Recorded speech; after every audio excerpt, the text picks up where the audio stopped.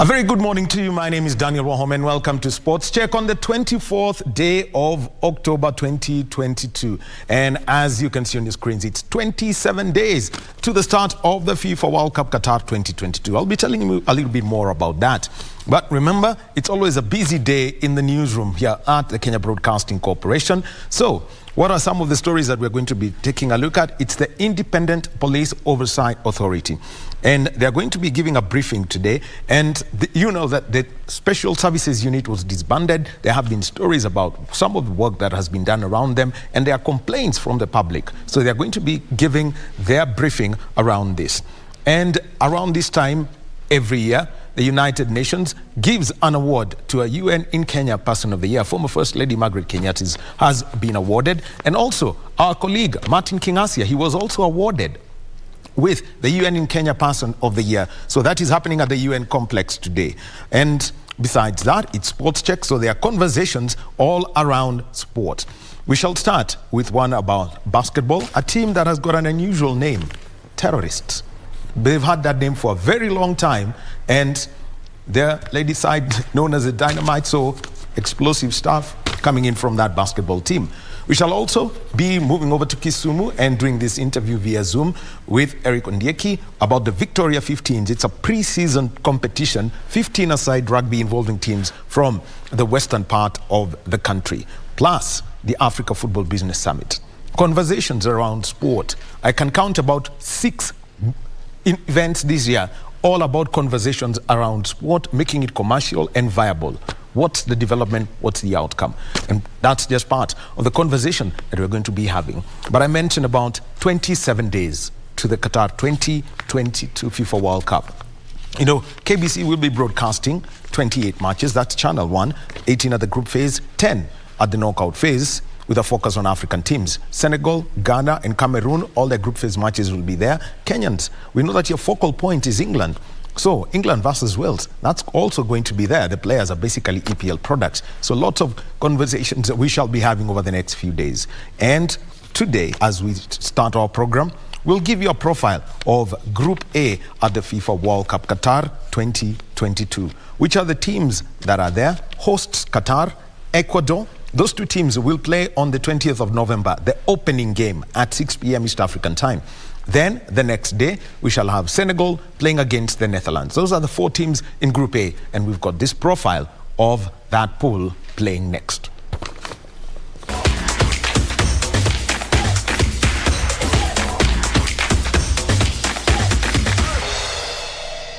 The Lions of Teranga of Senegal made their debut in the 2002 FIFA World Cup finals hosted in South Korea and Japan, where they stand defending champions of France in their opener with a solitary goal victory to proceed to the round of 16, where they eliminated Sweden by 2-1 to become the second African team to reach the quarterfinals, where Turkey beat them 1-0 via the golden goal.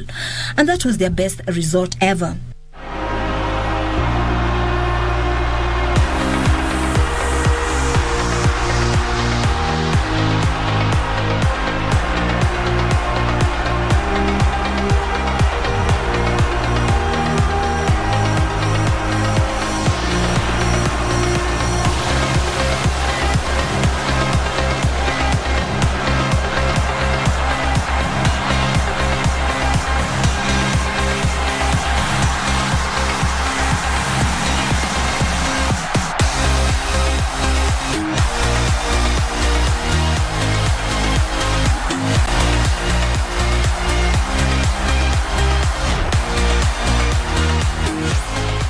They graced the 2018 finals but were eliminated in the group stage.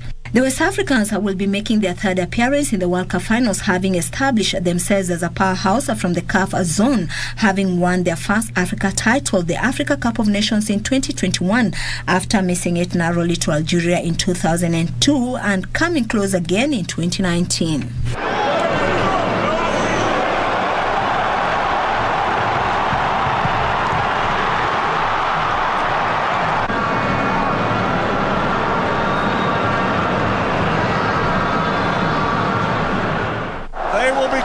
Champions if Mane converts.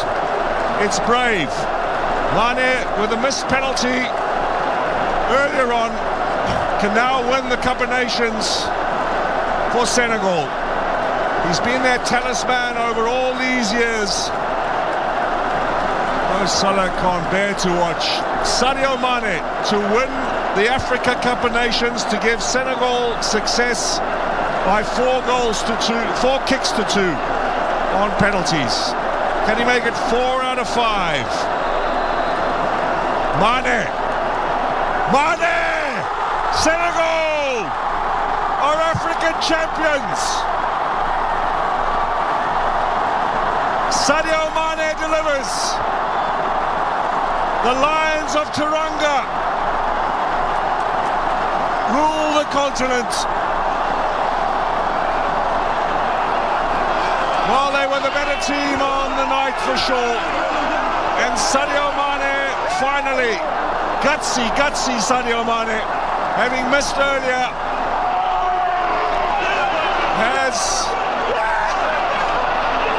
the fortitude, the mental strength to get up and take another kick and to win it for Senegal. The boss of 8 Amilcar Cabral Cup victories and Awafu Nations 2019 Cup.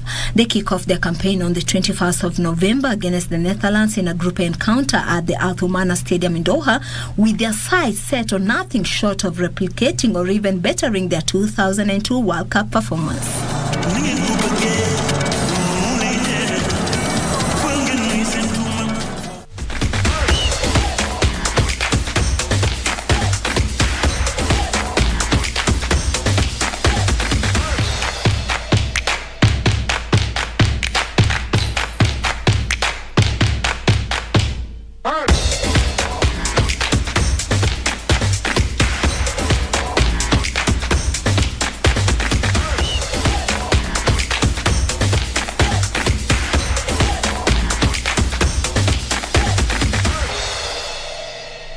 Times, where they reached the round of 16 in 1934, in 1938 and 1990. The Europeans' best finish was a runners-up position in 1974 and 1978, where they lost to West Germany and Argentina respectively. In 2010, they took on Spain in the finals, but lost 1-0 with 10 men left after extra time. El Hierro Elia takes on Ramos. Gets between the two, down he goes, no foul. And away goes Navas. He's speedy, and he's come a long way with the ball, which is now with Iniesta, the back heel from him. They try to open up the Dutch via another route. Iniesta's in the middle all alone. If Fernando Torres can find him, it's stabbed away uncomfortably to Fabregas. Surely now, Spain have won the World Cup for the first time in history. Andres Iniesta has broken Dutch hearts with the goal of 116 minutes that promises to say Viva España for the first time ever. Fabregas slides it through, and Andres Iniesta blasts it beyond Martin Stekelenburg, surely to grab the glory. Their previous appearance was 2014, where they finished third after overcoming Brazil by 3 goals without any reply. Spot kick, it certainly is. Robben dragged down into that 18-yard zone. Well, Robben. 1-0 Netherlands, and this World Cup gets worse, and certainly with the Brazilian public smashed high. In attack, this is dangerous again. The Brazilians are stretched. If the cross is good here, it might be a second for them. Oh, that's an awful clearance. 2-0. The Brazilians are punished for some horrible defending again. Horrible defending from the £48 million man. And Daley Blind says, thanks a lot, I'll have that. I'll have an international goal to my name. Could it yet be a winning day for Brazil? That's flicked through! Well, you would not believe it, would you? Everybody lunged at it. I think it was Luis Gustavo initially, and then beyond the Guzman to Van Persie, worryingly here. Stopped by Julio Cesar, scrambling down to his left. But he manages to get there in the end. This is a chance now. And Brazil still can't find the net. The shot is whipped wide by Ramirez. Finish it off. His last goal coming almost a year ago. Joe Hulk smacks one in wide, trying to give the crowd a lift. Robin.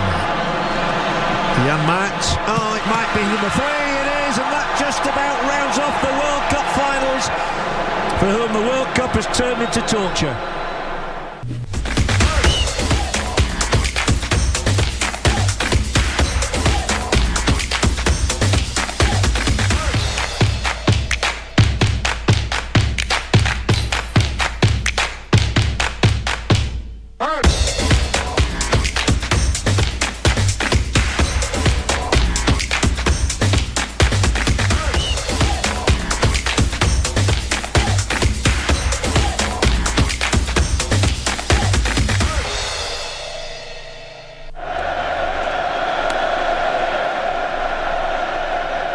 La Tricolor of Ecuador will be making their fourth appearance in the FIFA World Cup finals in Qatar. The South Americans made their first appearance in 2002, where they reached the group stage, but proceeded to the round of 16 in 2006 to be eliminated by England by a solitary goal. They were back in 2014, where they boarded the first plane back home in the group stage, where they collected only 4 points to end up third, with a 2-1 win against Honduras and a barren draw against France, who proceeded to the next stage with Switzerland.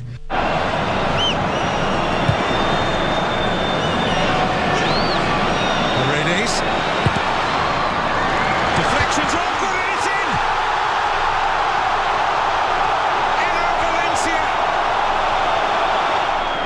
Ecuador won in Group E. It's Walter Ayovi. The header is in! He's done it again! Eno Valencia. Right on the money. A fine header. It's all over. Eno Valencia delivers Ecuador. They have never won the Copa America despite 29 appearances, but ended up fourth twice, while they've only reached the group stage in the Pan American Games and CONCACAF Gold Cup. They kick off their 2022 FIFA World Cup campaign against host Qatar on the 20th of November at the Al Bayt Stadium.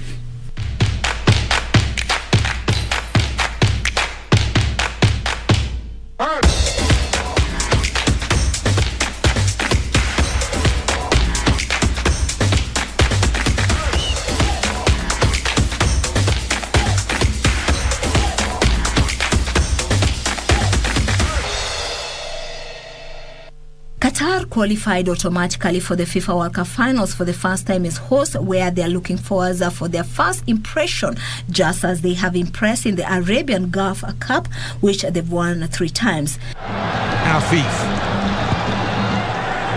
Qatar fans, when Afif gets on the ball and his assist. Lift off for the host Qatar. Stretching into the header and guides it quite beautifully beyond the dive of Jafar, in off the post. Contact was perfect. The Maroons, who joined FIFA in 1970, also won the West Asia Championship, better known as the WAFA Championship, in 2014, before they were crowned the Asian Cup champions in 2019. They are the first Arab country to host the FIFA World Cup finals, where they'll be all out to not only prove that they had what it takes to host such an extravaganza, but also have what it takes to advance to the knockout stages in their double pursuit. Room here for Ismail Mohammed.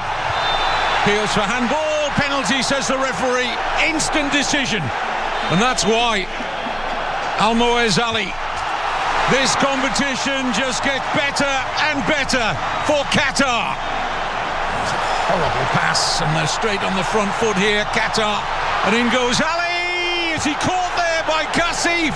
Qatar asking, of course VAR already looking at it. I think he catches the legs, and it will be a penalty, I think. Yes.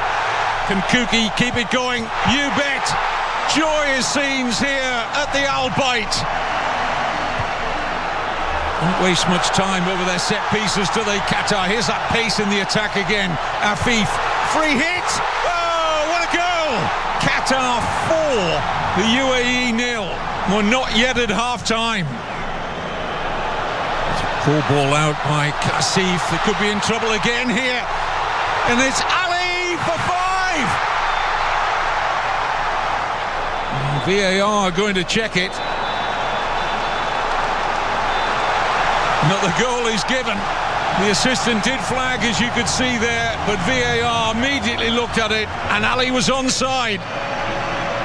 From the UAE, looking for some kind of consolation late on. Might find it now, but they're determined to keep this clean sheet. Congratulations to Qatar. They have beaten the UAE at the Al Bayt Stadium by 5-0.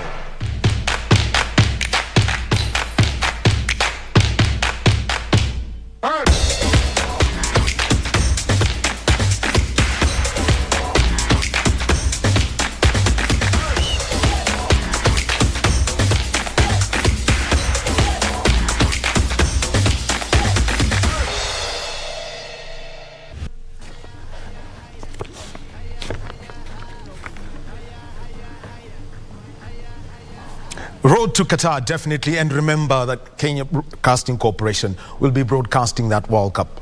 28 matches, starting with the opening match between Qatar and Ecuador on the 20th of November 2022, after the opening ceremony, definitely. And then you've got that match at 6 p.m. the next day. Holland will be playing against Senegal, and let's hope that the Teranga Lions can make it past the group stage. Remember, in 2018, not a single African team made it past the group stage of the Russia-hosted World Cup. That was something that shocked the continent. Can the 5 squads do that? Remember, it's KBC Channel 1. Well, time to get into our sports conversations, and we shall start with basketball. And before I introduce my guests, at the bottom right of your screen is our sign language interpreter, Lensa Odingo. So we start with a conversation about basketball, and it's a team that has got a lot of history and a lot of pride with it.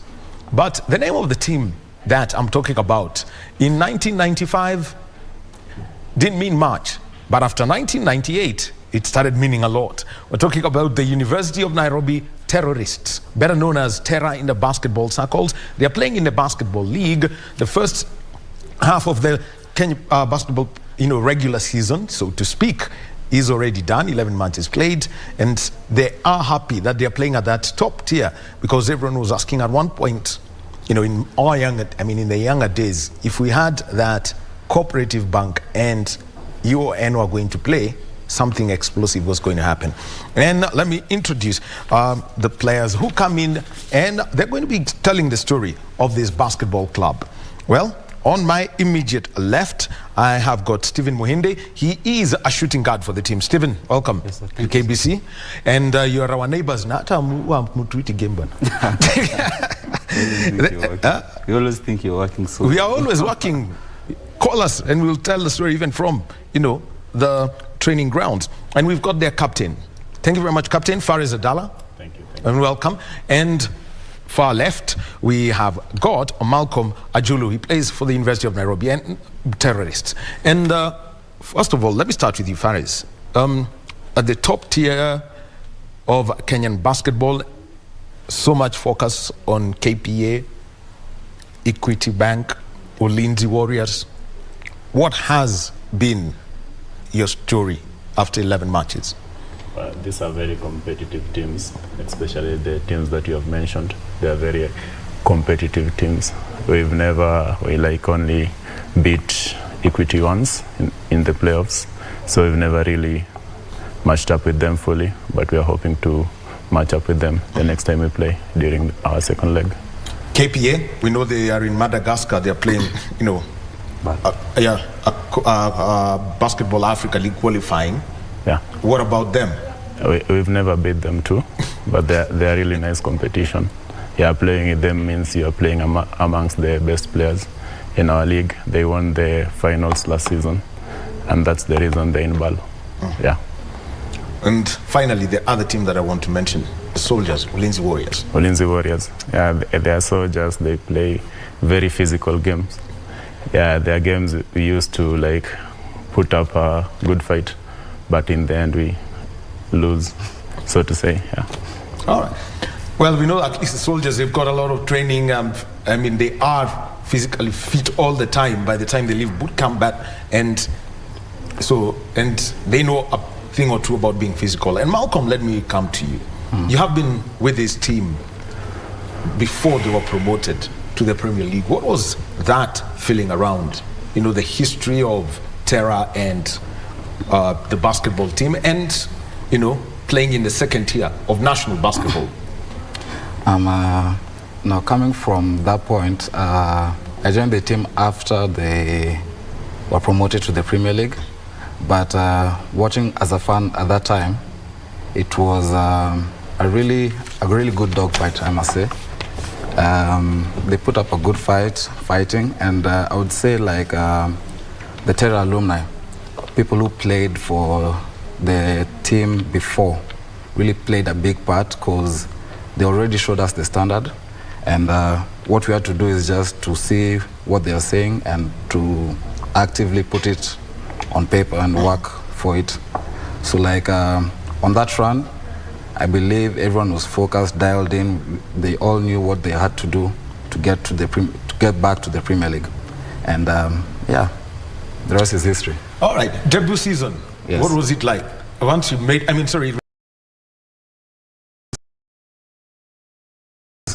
would say it was jitters at first, but then after we got into it, we knew like they are humans just like us, listening to our coaches, staying dialed in, just trusting the process. It became much easier, and it took off. Went on a run, had a few bumps along the way, but we made it to the playoffs.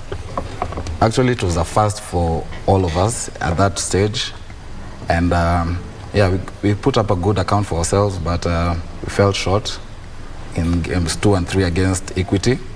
But yeah, right now we know what we are working for, and we are actively going for it. Okay. Now, Stephen, let me come to you. For most people in for university students, you come from high school. There is that gap time where you play. Depending on where you are, you may not get the chance to play basketball. From the everyday thing you see in high school, and joining the uni side. What was that transition for you, culture-wise, especially from high school and now come to college basketball? Okay, right. In high school, I remember the first time I touched a basketball was in Form 4. Because, as you can see, I'm always like the short guy in the group. And a lot of people ask me, how do you play basketball while you're that short? Tell them, basketball is a game of the mind sometimes, and it's all about your heart. So, in Form 4, I didn't play much, but I was a Form 4. Now, joyriding. I used to go for the games, like Team Doctor or something. Just cook up something so that I could get out of school. Then I started. Which was in high school? I schooled in Mundimbingo High School. It's in Machakos. Okay. So the best team I saw playing in high school was Laser Hill and Upper Hill. I once watched a final of theirs in the Metropolitan. And the guys were really good. So I was like, wow, this is basketball. It was something. So I came to the University of Nairobi, joined in 2017. And now this was something else, leave alone just high school basketball. Now we had grown men, people who are semi-pros, because in Kenya you don't go pro kabisa, you go semi-pro because you have to work and also play basketball. Wow, this was something. People are efficient from the three-point line, people are efficient from the blocks, and you're like, wow, am I supposed to play these guys? It was a shock. But I always say to myself, it's a shock because I've not been taught how to do it. But once I sat with my coaches, one being Paddy Wakasiaka and the other Eugene Genga, it became easier now because they taught me, Steve, do this will happen, do this will happen. And mind you, that was what happened. So right now, playing for Terra, it's easier. I've grown up, I'm now a man playing with the men. It's nice. Okay. Now, let me come to you, Faris, because, for players who come in, what's the competition such that your coaches on game day have got to pick 12 names to go present? how do you go through this every week, every day? Well, competition always begins at practice. During practice, first of all, we have two teams. The first team is a development team. They are named... Okay, let me just interrupt you slightly because I mentioned earlier that we have got the Independent Police Oversight Authority and they are giving a press briefing today. Our reporter there is Ruth Omboy, but at the moment we've got the chairperson of IPOA, Anne Makori, who is speaking. Let us join them and get the briefing. I wanted to take that one, no? And see whether we are shocked. Yeah. First of all, I want to say that the authority has always sought to know any information of the National Police Service that is formed. We have always sought to know who the members of those units are, who they report to, and how they are formed. So those are questions we have been grappling with. And when the disbandment happened, we were not shocked. But the manner in which it was done, we felt it was a little bit out of procedure because the members of those units are under investigations now. They are Kenyans and they deserve justice. They receive orders from somewhere. So those investigations are ongoing. But what concerns us mainly is that the IAU, Internal Affairs Unit of the National Police Service, have taken over those investigations, and those investigations are squarely, or should be squarely, with the authority, because the police, as you know, cannot effectively investigate themselves. So we are also asking that this authority be left to carry out its mandate without interference from the National Police Service. The chair has mentioned, and I want to emphasize, the authority has met serious charges of non-cooperation from the members of the National Police Service.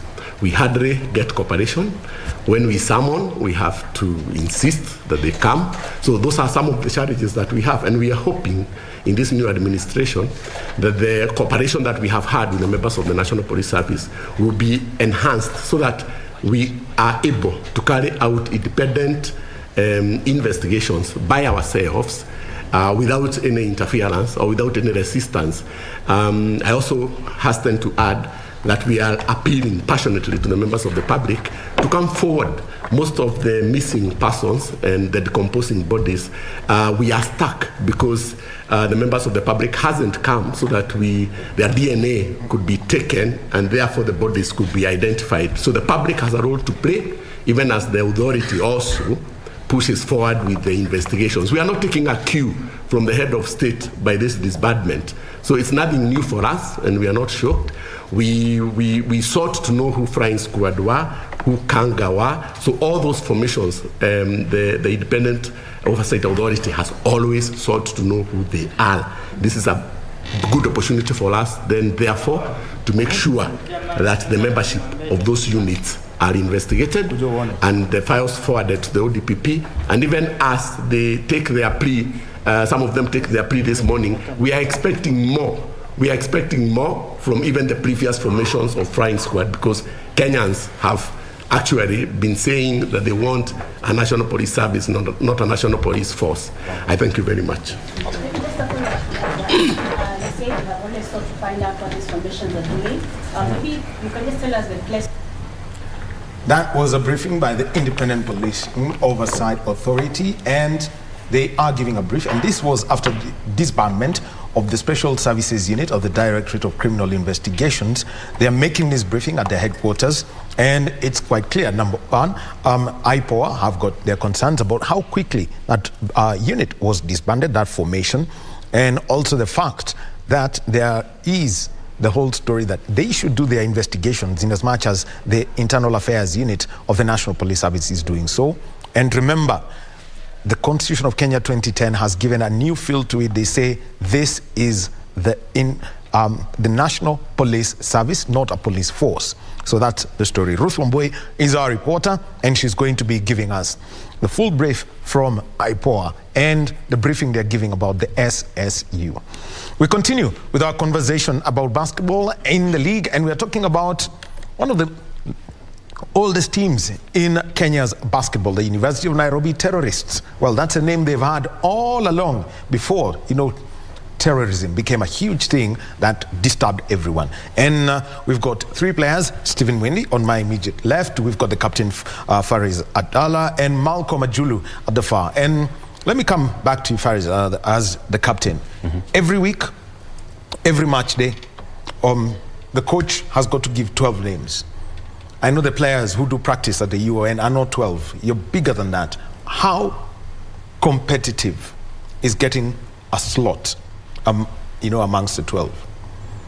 Getting a slot is not as hard. You just have to come for practice, do as the coaches says, and you'll get a slot. You have to practice hard because these guys, my teammates, are not going to let you play easy without earning your kit. You have to prove to the coach that you can play. You have to prove to your teammates that you can play. Yeah. A practice session, say this evening, what's the whole procedure?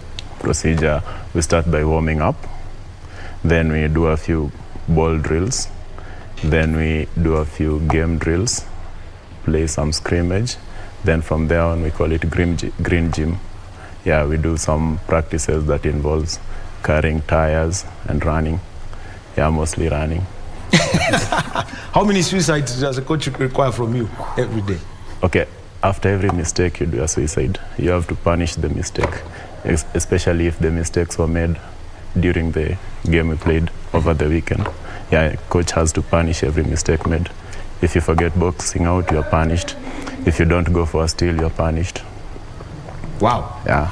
Basically, okay, let me just put it into, if you were to think of a basketball court, and one suicide is running quarter way, move back, move to the halfway point, move back, go 3/4 length of the pitch, sprint back, go to the end of the court, and back. That is one suicide.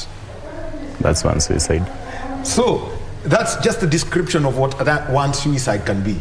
And you can imagine if you make 3 mistakes, you never went for the steal, you never went, for the block, you never boxed out. So what you're saying is, if you've got 4 mistakes in a game, that's 4 suicides. That's 4 suicides. The next day. No, the mistakes you made during the practice session, you're punished for that mistake at the practice session. Then the ones you made during the game, you'll be punished later on as practice comes to a close. Yeah, before you warm down. Yeah, Steve, you want to say something? Yeah, and each suicide is supposed to be made in 30 seconds. So if you don't make in 30 seconds, go back. You have to make in 30 seconds. So everything has to be perfect. I guess that's what's getting us where we are. Well, now, Malcolm, let me come to you, and let's talk about how you review your games. From the national team, the Morans, they grew in stature, played at the Afro-Can, then qualified for the Afro-Basket, didn't qualify for the next phase of the FIBA Basketball World Cup qualifiers. But a high-performance culture started trickling in. Video reviews, statistics being used on a day-by-day basis. How's that trickling down to the side? Now, on our side, we usually have a team that helps to keep our stats for every game we've played. So we started last season, and I guess the advancement of technology has made this easier. So we are able to keep a track of how we play, and the coach can also plan for our opponents is much easier because we have now statistical evidence that happened in terms of the games we played against them earlier on, and also to look out for our opponents in terms of what they do frequently, what they don't do, where can we punish them whenever we meet them. So I guess that's a positive thing that we've borrowed from the national team. And I'm sure that the league is also catching up. More teams are also doing it. So yeah, it helps us personally to also improve, take a shot where, for instance, where you're good at. And yeah, we're working on it. Yeah, Faris, now, from the kind of video analysis is another thing. Just tell us how you go around it and picking up these little things, say from an opponent you played, or even from opponents you're going to face next? Well, from the statistics, we look at how they scored. The statistics tells you where they scored their points the most, if it's under the paint or if it's the three-point line or inside the paint. The statistics will show you. Yeah, you'll also know who scored the most points. So when you meet them at second leg, you get to know who you're supposed to guard more, who you're supposed to be keen on to look at. The one who scores mostly on the first leg will be the one scoring on the second leg. So you have to be keen on that. You have to know who you didn't box out. You have to know how many steals they had, how many turnovers your team had. You have to know what's the best way of scoring, if it's under the paint or if it's at the three-point line. Yeah. And let me simply put it this way. If I was to come to you, Stephen, yes, sir, and you're to pick your own analysis of how the game has changed, just by the reviews that are being done, the statistics that are being picked by your team, and also the video analysis, yes, that you've had for the 11 matches that you've played so far.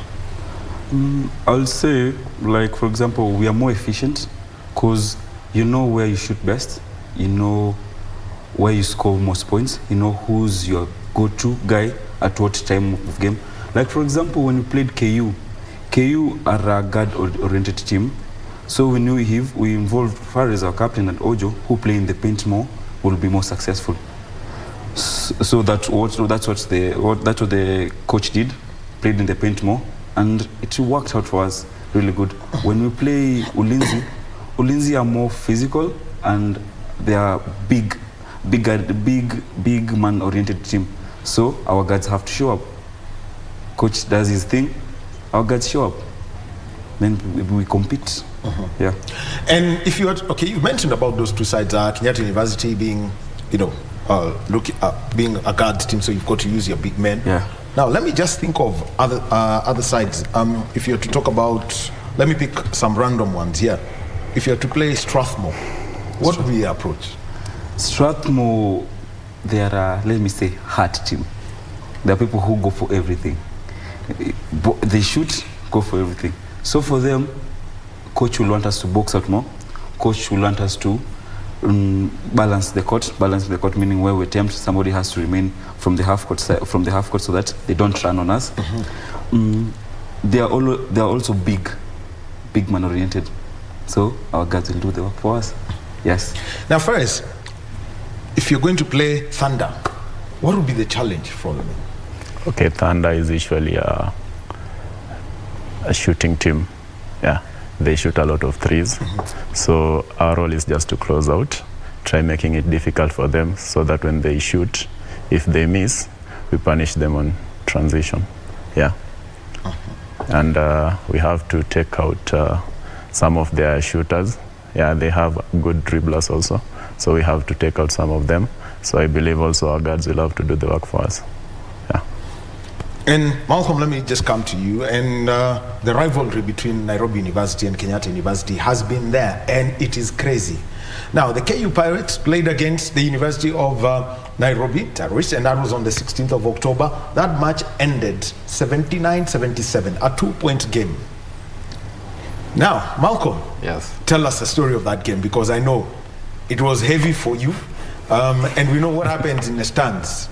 UoN on this side, KU on this side, and there is a lot of banter coming through. A brief recap of the game. So I think in the first quarter they were leading.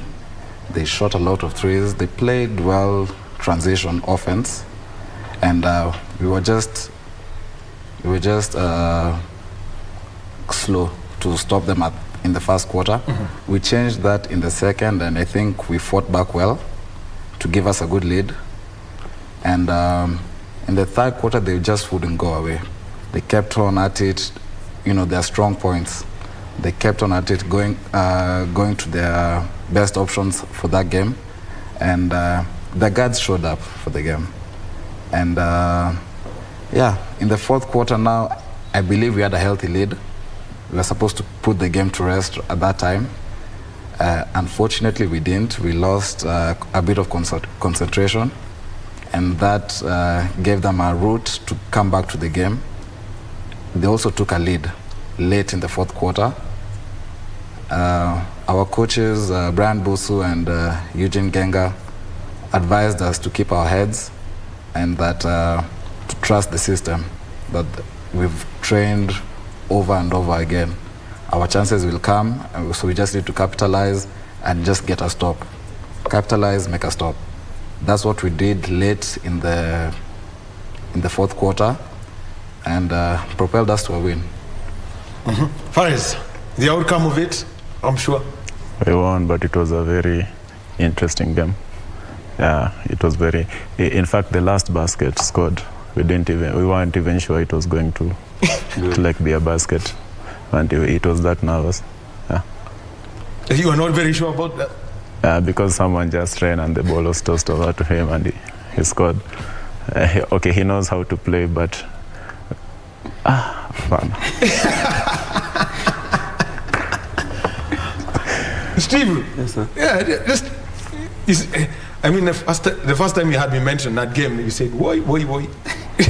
Like, I know it was interesting for you guys, but for us it was like, oh my God, because we knew we really had to win this. Because before we were promoted with KU 2 years ago, and we played the finals, we beat them. Unfortunately, in Kusa of the University League, they play on the other side of Nairobi, we play on this other side, so we don't meet. So when we meet, it's always a clash of heads. Who wins the game is going to talk more. We can't let them talk, man. We have to be the ones. We're the big dogs out here, the University of Nairobi. A pirate can't be ahead of a terrorist. That's what's up, man. All right. Now, one of the things that, I mean, just taking a look at the videos that are playing on the screen is surfaces that are not standard. Malcolm, how do you adapt from, say, tarmac to concrete, to, say, hardwood, if you're going to play KPA at the Makande Hall, or if you get to play at Kasarani, which is a totally different surface? How do you adapt to it? Now, when we first prepare for the game, we have to do warm-ups, make sure your body is right, wear the right attire in terms of shoes, socks, and everything. So you just know where you're going to play. If it's outdoor, know what you can do, what you can do. But always, it's on brand for our team to play hard, no matter where's the surface. Because I believe we are basketball players first. The rest, will just follow. And whether it's Nyayo or anything, we are glad to play there. It doesn't really matter for us. Just tell us the time and place, we'll be there to play. No, but the reason I want to bring this is, at the level you are at, basketball is an indoor sport. Yes. The surface is wood, ideally at international level. But how do you adapt? Because, how fast you can run on tarmac, how fast you can run on concrete, how fast you can move on, say, Nyayo, which is a different surface. It's quite different. How do you adapt to that? So now, this is what our coaches incorporate in our training. Every time after training, the conditioning we do all helps in the long term. So the more conditioning we do helps us to be injury-free, and also one of us encounters an injury, he's advised to go for physio sessions that we have, and yeah, it helps. So we are also told of how to stretch and everything, so we take it seriously as much as we take playing seriously. Now, Faris, I remember when we were in high school, there was a tarmac court. So what the players would do is they would have a collar fixed. Exactly. Yes, and a used tire fixed on the soles of the shoes, so that they don't wear out. Because the shoes that you use for basketball, I mean, ideally are designed for that. So how do you take care of footwear? So if you're going to play on tarmac, or if you're going to play on different surfaces that are not tough on the shoes? Well, we are very thankful to our university alumni association, because most of the time they come up for most of us. They support us by bringing us new shoes. They support us by bringing us new jerseys. Yeah, this association. Yeah, they support us by bringing us new gadgets we need to practice. Yeah, so most of the time we don't put a color at the soles of our shoes so that we play better. But all in all, we thank the university for providing us with the facilities. Yeah. And Steve, let me come to you when it comes to, for example, the alumni. Yes, sir. Because I can see all of Terra alumni are there, Yeah. gladly Proudly. and proudly supporting this side. What's the interaction with them, and what kind of pressure do they give you? So I've been in the team for And support now. Oh yes, I've been in the team for 4 years, and each and every single year we have. It's during a holiday, or when they are mostly available. They come through, we play some games, they interact with us. First and foremost, there's the basketball side, where now as you can see from my jersey, we have the Terra alumni. They bring us jerseys, because when I joined, we had one blue jersey, which is tough because you also have teams that have a blue. So if you're going to meet them, when you're the away team, you have to wear a dark color. So you have to put something else on. But right now, I have blue, we have black, and also we have white. They help us with that. About the shoes, we don't have to put a color now because they come through again. During every match, we have water on the sideline. We also have some of them accommodating for our transport sometimes. And then on the other side, on the professional side, because we are student athletes, we play as well as we're also in school. So when you're done with school, we have programs where they incorporate you into the working society. So we have some of them who have graduated as doctors, accountants, statisticians. So if you've done a course in their line, you get their number, talk to them. They'll advise you on what to do, and if they have a spot in their place, they'll also incorporate you. Then we had a session last year where we had one of our old boys came in and taught us. He's an HR, so he came in and taught us on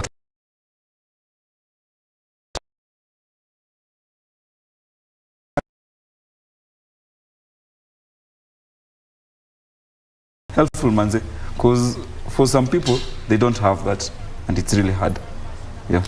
And let me come to you, Faris. And this is something that everyone just takes a look at. Transitions at university. You come in as a student unless you're doing architecture, which is 6-7 years, or medicine, which is that long. Yeah.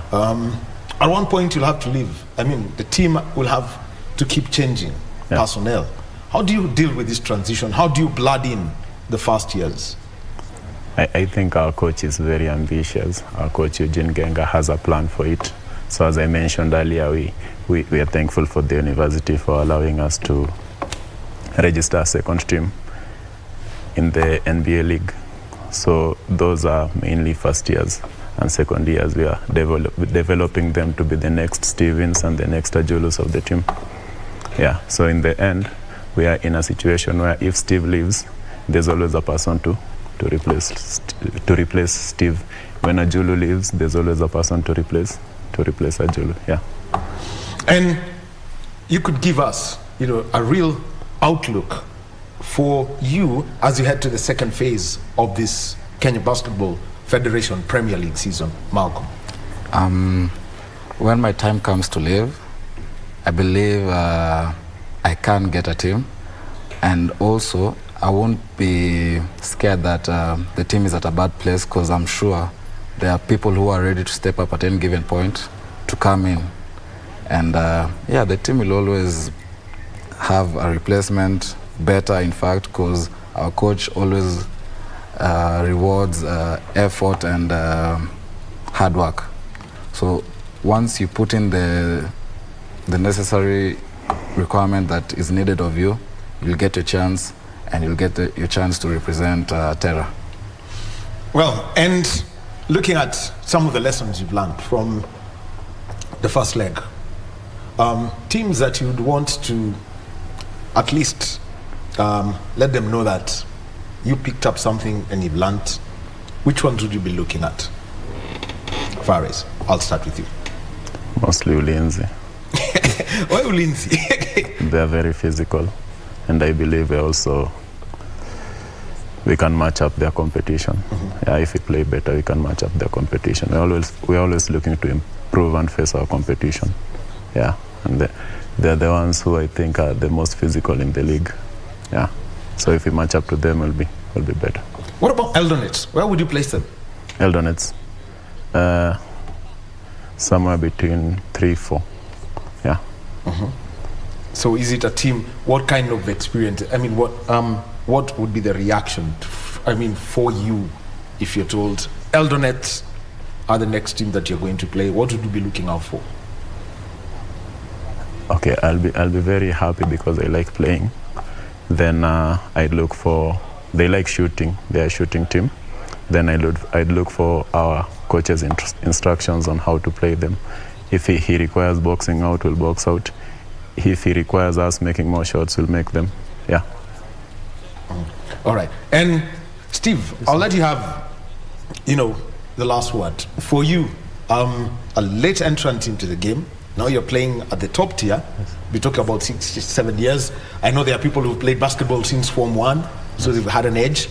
What's the story you'd like to give to any youngster who's in high school as they transition to college? First thing is first, and it's a rule about life. Hard work pays. And if you're consistent with your craft, I think you'll get where you want. It doesn't usually have to be like, if I start working now, tomorrow everything will be better. It doesn't work that way sometimes. We're not all that lucky. So if you start working hard now and you're consistent about it, one day, one time, God is faithful. You will get there. It's definite. For the rest of the team, I know they're watching. And what's the message that you'd give them? Malcolm, and then I come to you, Captain Faris. Stay hungry. We all know what we are fighting for, and we're getting there when we listen to our coaches and the alumni group. Okay. Faris, you'll have the last word. You're the boss of the team. Okay, I'd like to tell my teammates to stay humble. We still have goals to achieve. We are not there yet. We still have to work more and improve on our mistakes. Yeah. All right, and I'm sure the coach, I know he's busy. He's going to get a copy of that. He wants to listen. He wants to get to hear what you said. You've spoken very good things about him and what he does when you actually misbehave and the suicides that he does. And they get you very fit. And so 30 seconds for a suicide. If you've got to do 4, well, I wouldn't want to try and do that anymore. But thank you very much, gentlemen, University of Nairobi Terrorists, and also great to see that the university alumni supporting the team that they played for, keeping up with the game. Thank you very much, Stephen, Faris, and Malcolm. Yeah. All right, so we'll be keeping tabs on the Basketball League as once it resumes for the second phase. But right now, we will be getting into a second phase of our conversation, and this is about 15s rugby pre-season. On Saturday, we had the draw for the Impala Floodley tournament. This has been the traditional pre-season tournament ahead of the Kenya Cup.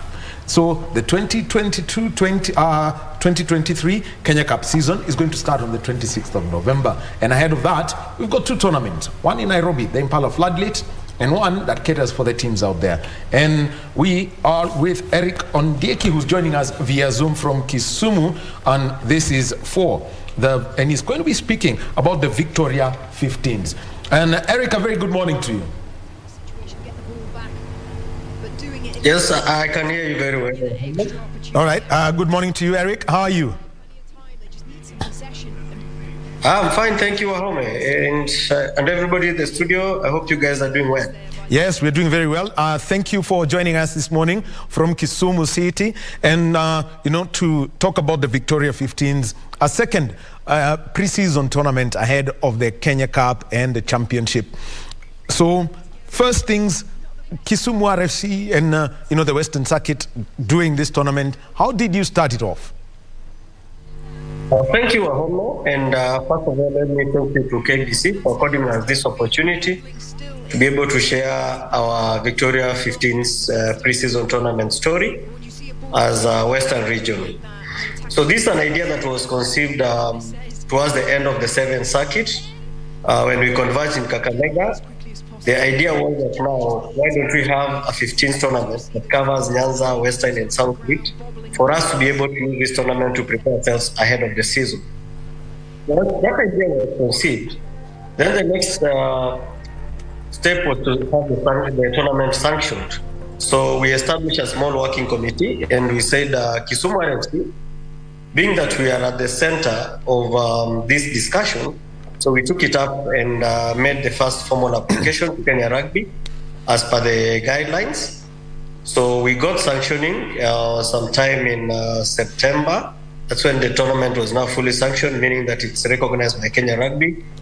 We can get referees from Kenya Rugby, we can source for sponsorship.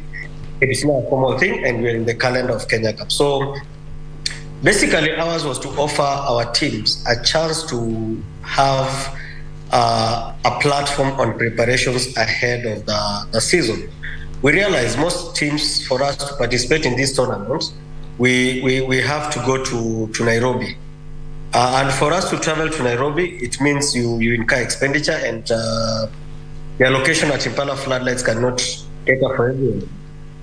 So if you look at that structure now, if you look at the structure of Victoria 15s, it takes a structure whereby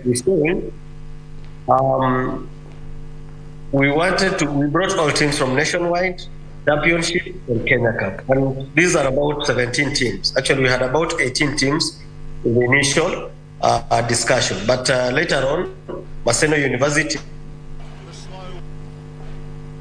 of Eldoret, they withdrew so that they can participate in the Kenya Universities League that was established. So, to have the draws done to cater for this team. So for us, we're looking at it as a big tournament for us that will be done annually. That will assist these clubs to be able to gauge their strength, their preparation ahead of the season. Basically for Kisumu RFC, we've had intense training for 12 weeks.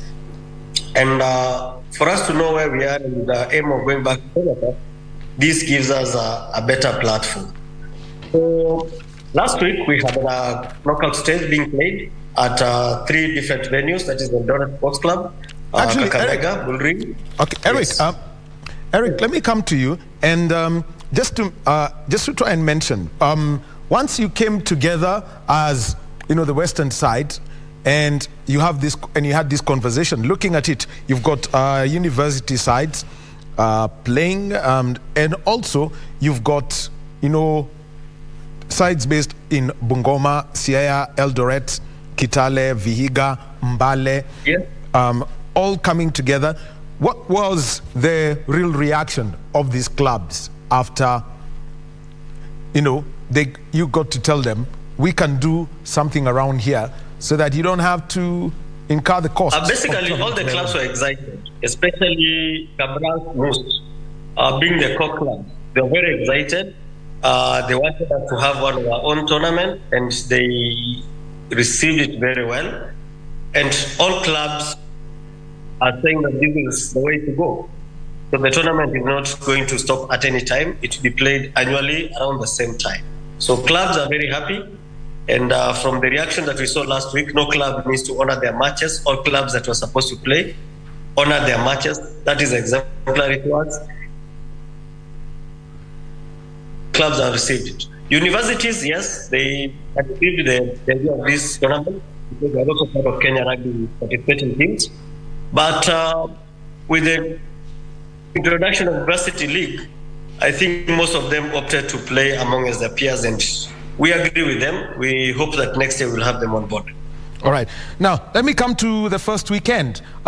Matches being played. Vihiga Granites playing against Mbale. That is basically, a Vihiga battle.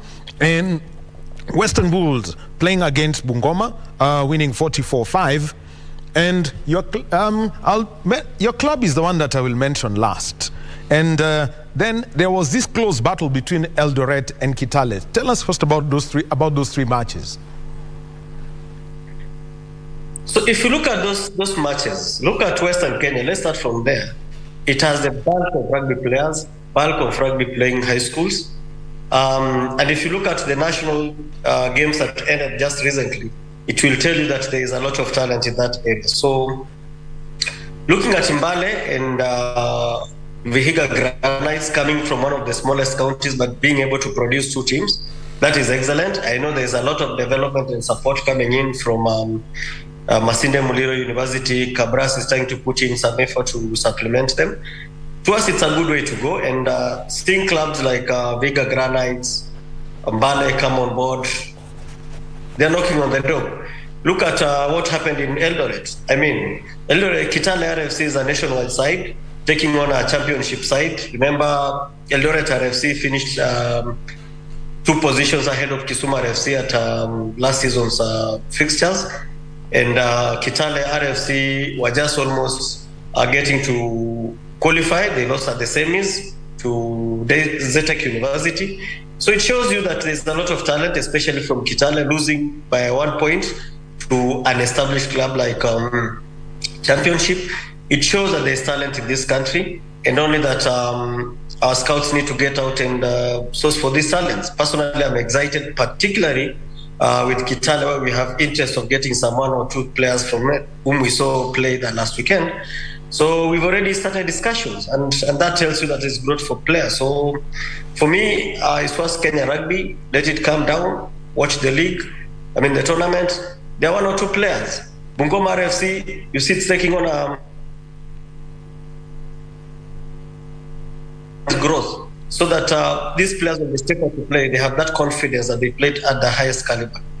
That's basically what I can say from those 3 games. Now, let me come to your side, Kisumu RFC.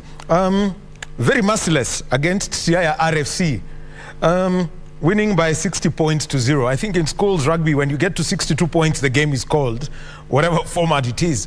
But for Kisumu RFC, you mentioned about the kind of training that you've done. You could tell us about how, they're supporting the 2 sides, Siaya and yeah, for Kisumu RFC, it's not been rub off, into each other. Fine. First, I must give credit to CIRFC for honoring the fixtures. We did support them in terms of transport as a club. They didn't have finances, so we had to support them and supplement 1 or 2 things for them to be able to honor the game. Kudos to their management and the chairman, Ken Orange. So for Kisumu RFC preparation, it has been an intense training of 10 weeks because we were disrupted by the election, so we lost a few weeks in. I remember we had hired a fresh technical bench, Lawi Buyaki, the established rugby player, the level 2 coach, excellent. So we really, and then we brought in technical in terms of SMT. We got back from Cabras, technical bench, Jerome, Carlos Mula, all they are here trying to beef up this squad in terms of training. We've availed all the training equipment. I think the team is fantastic, they're in good shape. And looking at what we really invested in this club, and again, over and above that investment, as Kisumu RFC, we also try to establish structures in terms of growth of the game. So currently around us, we have about 4 secondary schools that we introduce rugby in them. We also have a program for them that they normally come in every Saturday, and these students are taken through rugby. And not only rugby, we also take them through life skills. So we give them a talk, we do encourage them positively. And once the transition, like now in Kisumu RFC, we have 3 players whom we are supporting in terms of school fees at Kisumu Polytechnic. So it's a win-win situation. And for us, we look at this tournament as a great milestone for us. So nevertheless, we're not looking at the score of 69-0. What we're looking at is we're testing our structure to see whether we can tick all the boxes right. We are not up to that point, but I know this weekend again, we're taking on City, which is one of our big markets. City has been to Kenya also. Okay. And Eric, let me now talk about the sides that were given by University of Eldoret, Kisii, Cabras Sugar, and Masinde Muliro University.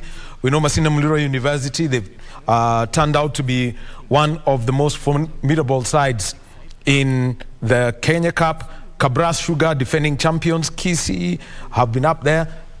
What outlook have you picked up from these four sides and the kind of competition they'll offer in the coming weekend? Fine. First of all, you must appreciate the fact that Cabras and Moose, being the Kenyan side in this competition, they agree to participate, despite looking at the caliber of teams, saying these are nationwide championship sides. One, if you look at Cabras and Moose, their philosophy is to develop the game, and therefore is to offer the best support squad. For those playing here, it's adding value to the competition, and that will help us grow sponsorship as we go forward. So yes, that's why Moose withdrew from the University League, and they're now participating in our Victoria 15s tournament. Well, that's the team that is in local rugby circles now, nicknamed Kisiagi. And look, let's just give us the outlook of the quarterfinals that are going to be played this weekend. Fantastic. I think this weekend we'll be seeing some nice rugby taking on. Remember now, Mbale RFC will be able to take on Cabras, big boys. So you're throwing these young boys, young players, taking on Mbale, taking on Cabras. They'll be playing in Kisumu, Mamboleo Showground. Kisumu will be taking on Kisii, who got a bye at Maseno with the crew. Again, action will be part at Kakamega. We're here to settle on the venue. The discussion is discussing between Bulls and Moose, who wants to host. Because remember last weekend, Bullring was hosting the double header. So again, Eldoret is traveling down to play. Eldoret is meeting Moose, and I think Bulls is playing. Bulls should be playing UoE. So University of Eldoret, they also got a bye. They had said they'll not participate, but they came back. So Bulls will be playing University of Eldoret, and the other game of Moose will be taking place against Eldoret. It's a double header in Kakamega. We split these games to give our fans a chance to also.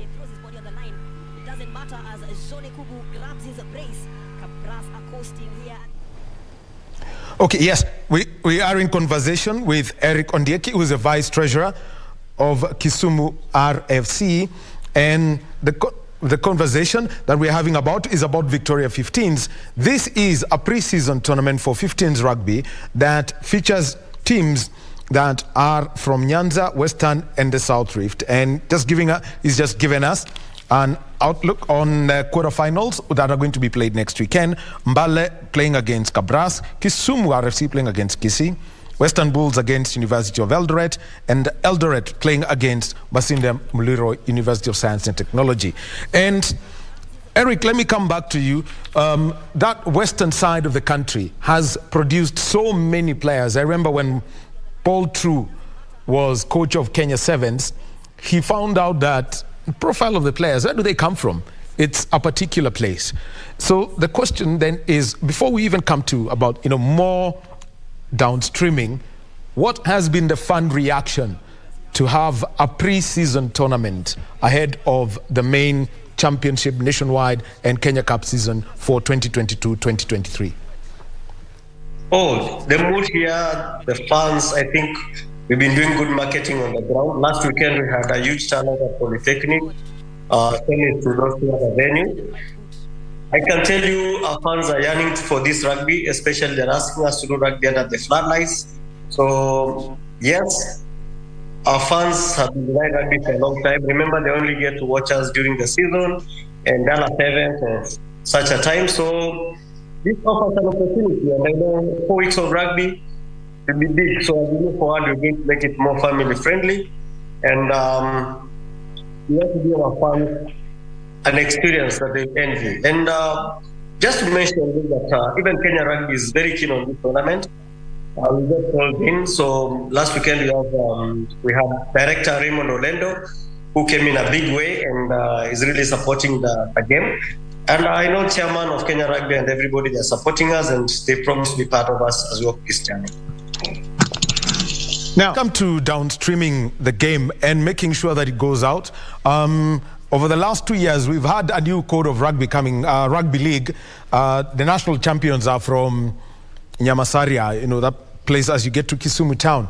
How do you intend to keep the youngsters moving on and on with rugby union through the school system and also blooding them to the clubs in the region?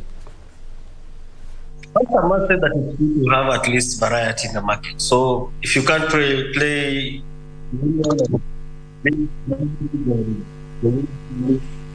because the difference is once we don't get this challenge,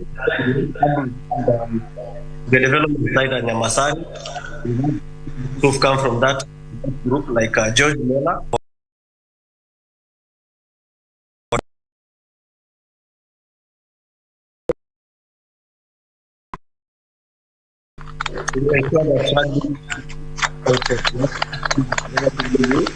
So they are still setting up structure, but as a setup structure, we also have to bring the players to audition. Who in the country and this, if you look at globally, go to Japan, go to New Zealand. The players who leave before the season is over, they go play rugby league, then they come back to rugby union. So to us, it's not any different. It's just coexistence. And as you said, rightfully, out to spread it to school. Like I said, Kisumu is now having 4 secondary schools.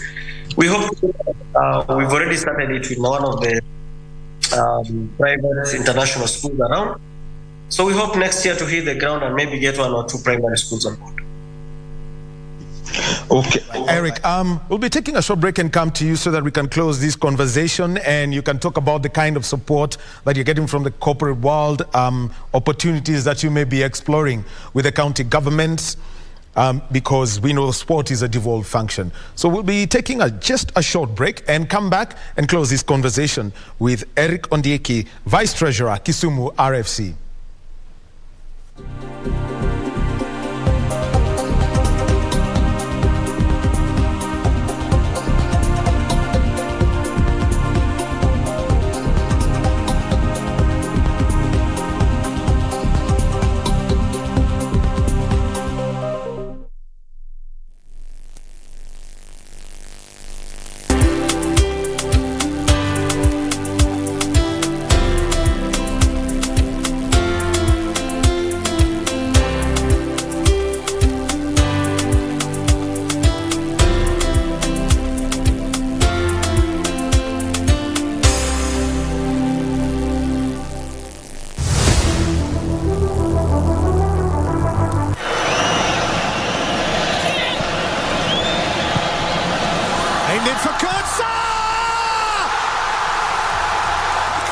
With touch, with finesse, and steered beyond Romero. And Germany are the champions of the world. It has been a magnificent World Cup, won by a worthy goal in the marvellous city of Rio. Thank you, Brazil. Danke.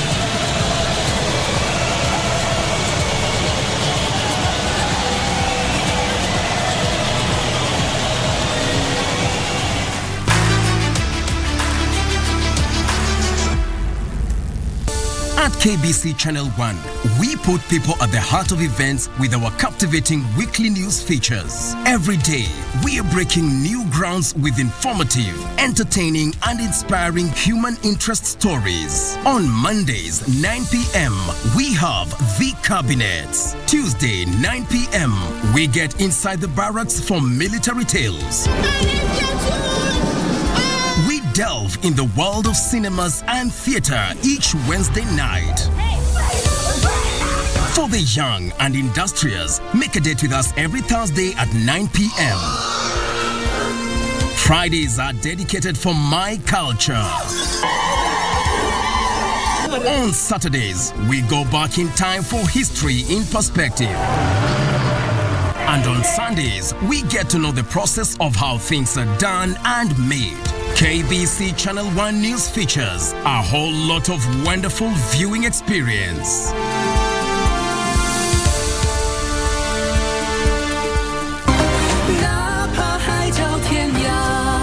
His Highness, only keeps her around because she holds her ladyship's eyes.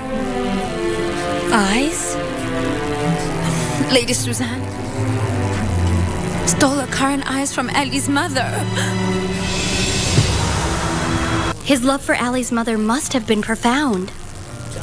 If my guess is correct, Suzanne must have been involved in what happened to his mother. If I told you he was really returning, would you believe it? You aren't messing with me, are you? Betsy, this time I'm absolutely certain. She's in a cell. How dare you?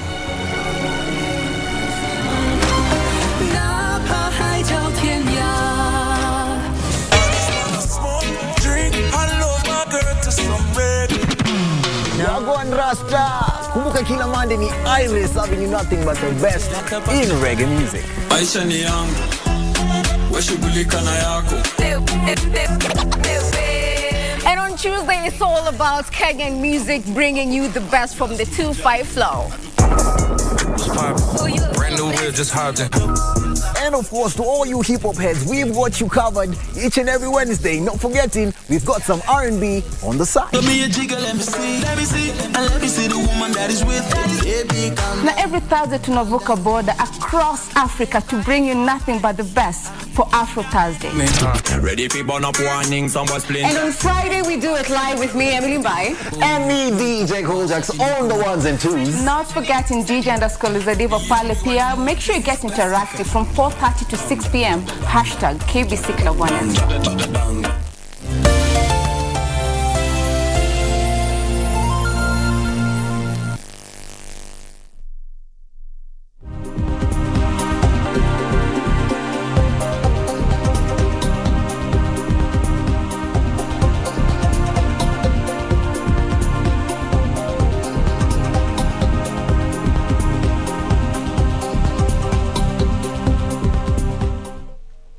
And welcome back to Sports Check on this Monday morning. It is the 24th day of October 2022. And like you can see right here, on your screen, you can see it right here, 27 days to the FIFA World Cup Qatar 2022. KBC Channel 1 will be broadcasting that tournament. We're counting down the days one by one and giving you news about that tournament every day. We continue with our conversation, and this is about 15s Rugby, a pre-season tournament that has been organized by Kisumu RFC, and they're looking at teams from Nyanza. We've got teams also coming in from the Western and also from the Central and South Rift. And already the pre-quarterfinals were played over the weekend. Kisumu RFC 60, CI RFC 0, Western Bulls 44, Bungoma 5, Eldoret and Kitale 16-15, a 1-point game, and Vihiga Granites against Mbale 31-15. The quarters to be played on the 29th of October. And we are with Eric Ondieki, who's the vice treasurer of Kisumu RFC, who are the organizers of this tournament. And after so much speaking about the tournament and how to downstream, now it's about collaborations, because you've got to sustain the game in one way or another. And we're talking about fans. What kind of partnerships are you getting from the Western region to keep supporting development and also, keep supporting the clubs? Eric.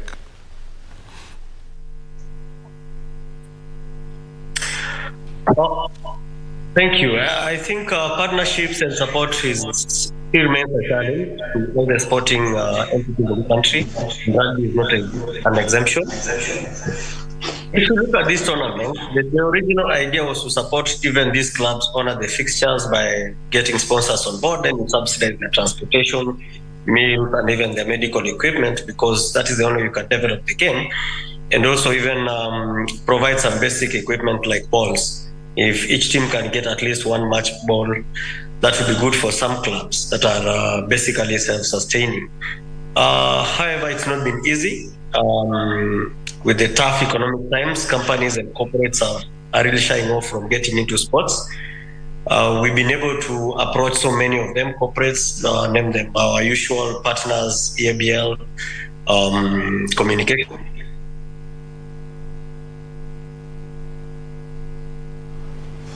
Well, we all know what happens with technology, but with Eric Ondieki, Vice Treasurer. Kisumu RFC, speaking about the Victoria 15s, and we're at the point where we're having a conversation, and this is about finances and the kind of support that you get from the county governments, sport being a devolved function. So, Eric, if you're with us, you can join us and continue that kind of support that you're getting from the region.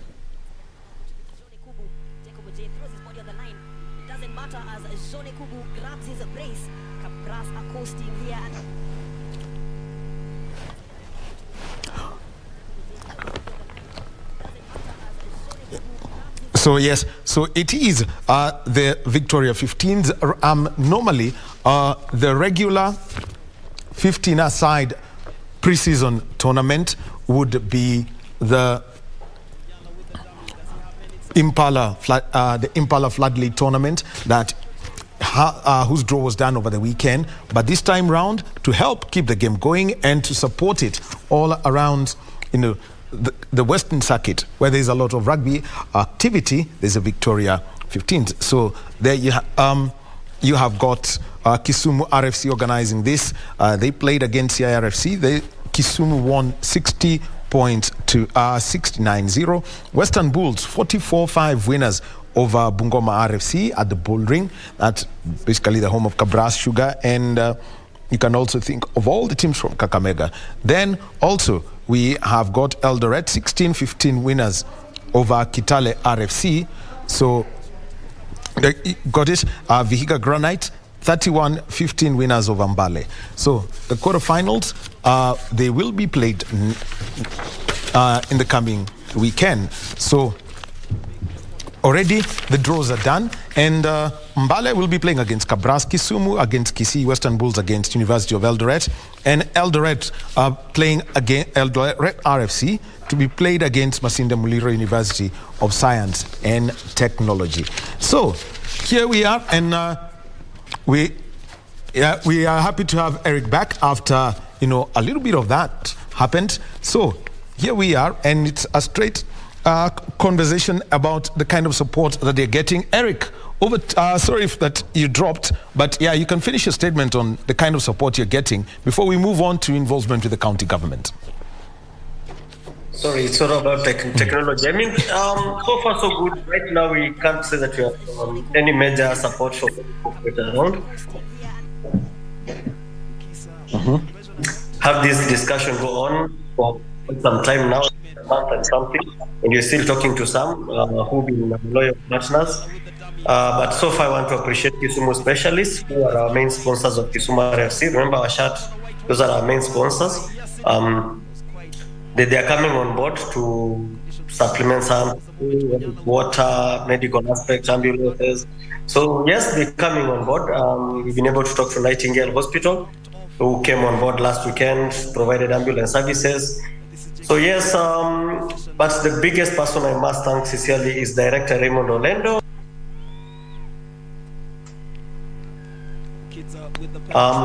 He single-handedly ensured that Kitale travels to Eldoret, Siaya travels to Kisumu in partnership with Kisumu RFC, Bungoma travels to Kakamega, Mbale and Vihiga Granite to be able to honor their game. So, and again, he paid for referees, which is very huge expenditure.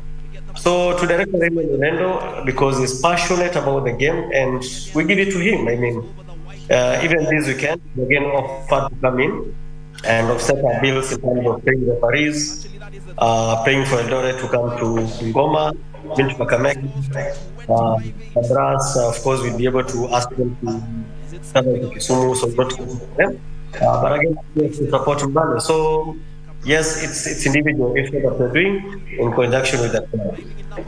Now, finally, and let's talk about the kind of support that you would be getting from the county government, Kisumu, Siaya, Kakamega, Vihiga, Kisii, Western Gishu County. You've got Trans Nzoia County, Bungoma County. How much are they giving you support, especially in terms of infrastructure? Basically, we are getting zero support from our counties, especially the Kisumu County government. We had a discussion with them, the kind of bills they have given us for us to host one game at the showground.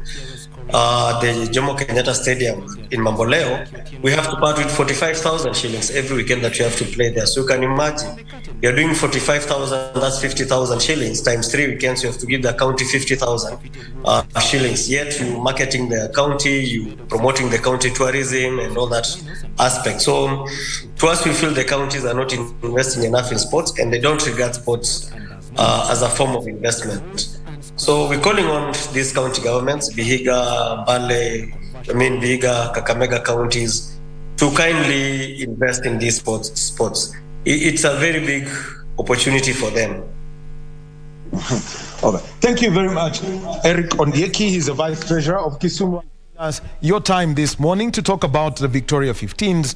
It is an inaugural season for them. It's a pre-season tournament where we're having, sides from the Western Circuit of the National Rugby, nationwide sides, championship side, and also Kenya's Cup sides, building up to the 2022-2023 Kenya Cup season, the championship season, the nationwide season. And thank you very much. And we'll keep tabs and keep reporting on this. We'll get our team out west to do that. Thank you very much, Eric Ondieki, like you would say out there, Ero Kamano. Kisumu. Aye. Yes, we definitely will make a try. Kisumu City very soon.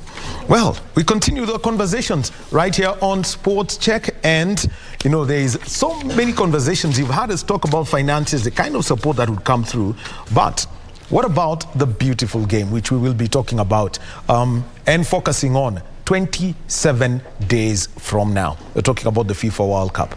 Let me just put it into context about the FIFA World Cup. In a World Cup year, the world governing body FIFA makes $6 billion. That's the kind of revenue that they would generate in a World Cup year. We're talking about $6 billion in total. The question then is, and that's just one tournament, you've got leagues in Europe that generate 3-4 times that amount of money. And we're talking about, UEFA confederations, they make so much money. You can think of the leagues in Mexico, you can think of La Liga, you can think of the EPL, which has got domestic rights of 1.7 billion shillings. A club can afford to employ 400 people.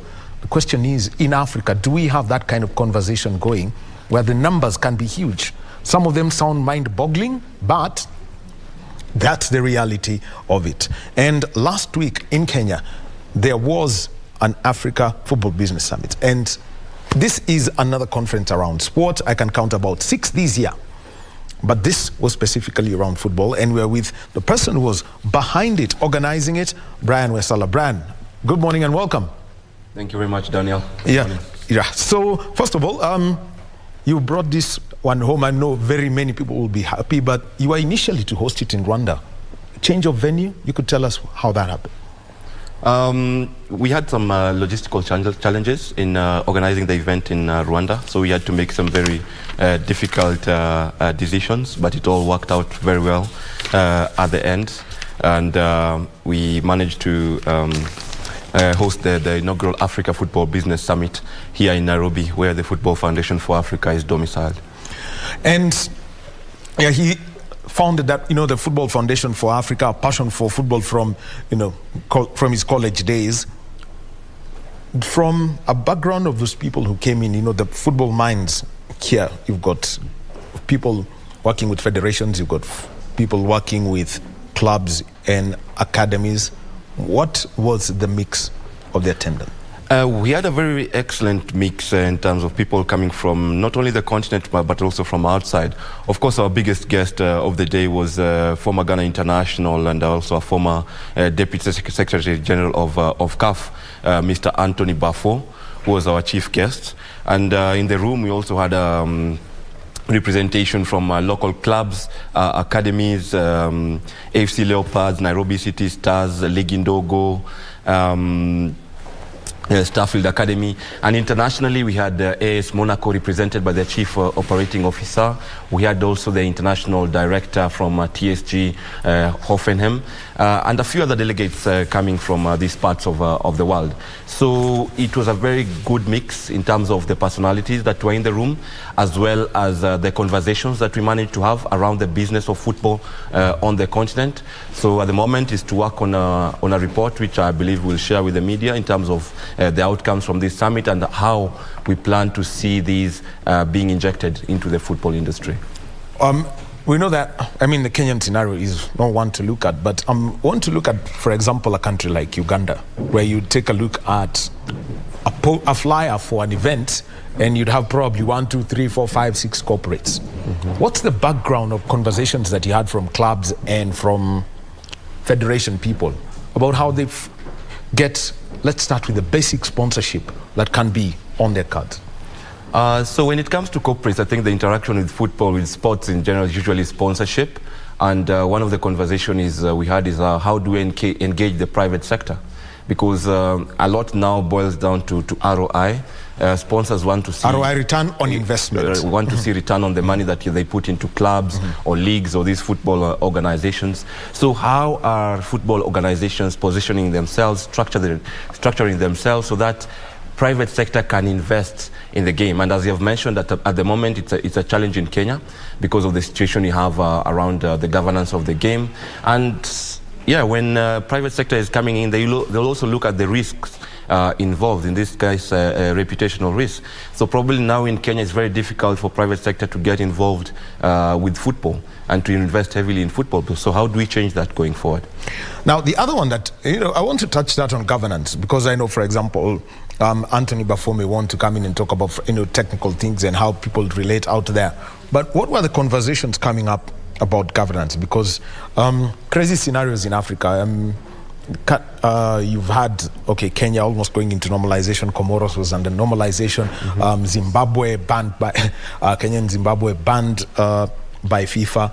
Namibia, while there, Sierra Leone was chaotic. No leagues in Ghana, in Nigeria. What these things? I think that the two conversations we had around governance were one, enhancing transparency and accountability in our football organizations, and secondly is having a judicial system for African sports. Going with the first topic, it was really interesting to see the kind of suggestions that are being made in terms of making our football organizations more transparent and accountable to all stakeholders, not just the international governing body.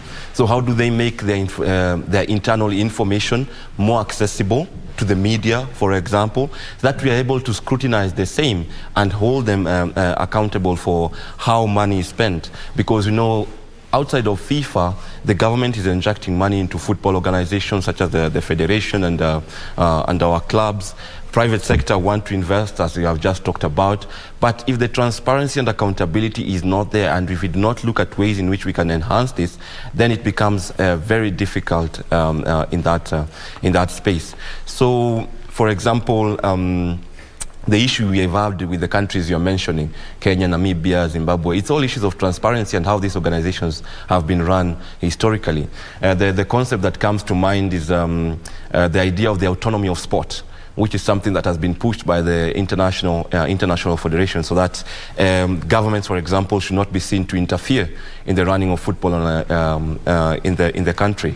But during this summit, the idea of a negotiated autonomy came up, so that it's not absolute autonomy, so that if government or if some investigative body wants to scrutinize what is happening in football organizations, federations quickly run to FIFA, and FIFA bans the country, and we have a repeat of the same scenario. Well, actually, because you're talking about that, and something that's negotiated autonomy. The US Soccer Federation, the late Chuck Blazer, was investigated by the FBI, and basically was told you're a racketeer. What he's running is an organization that's akin to organized crime.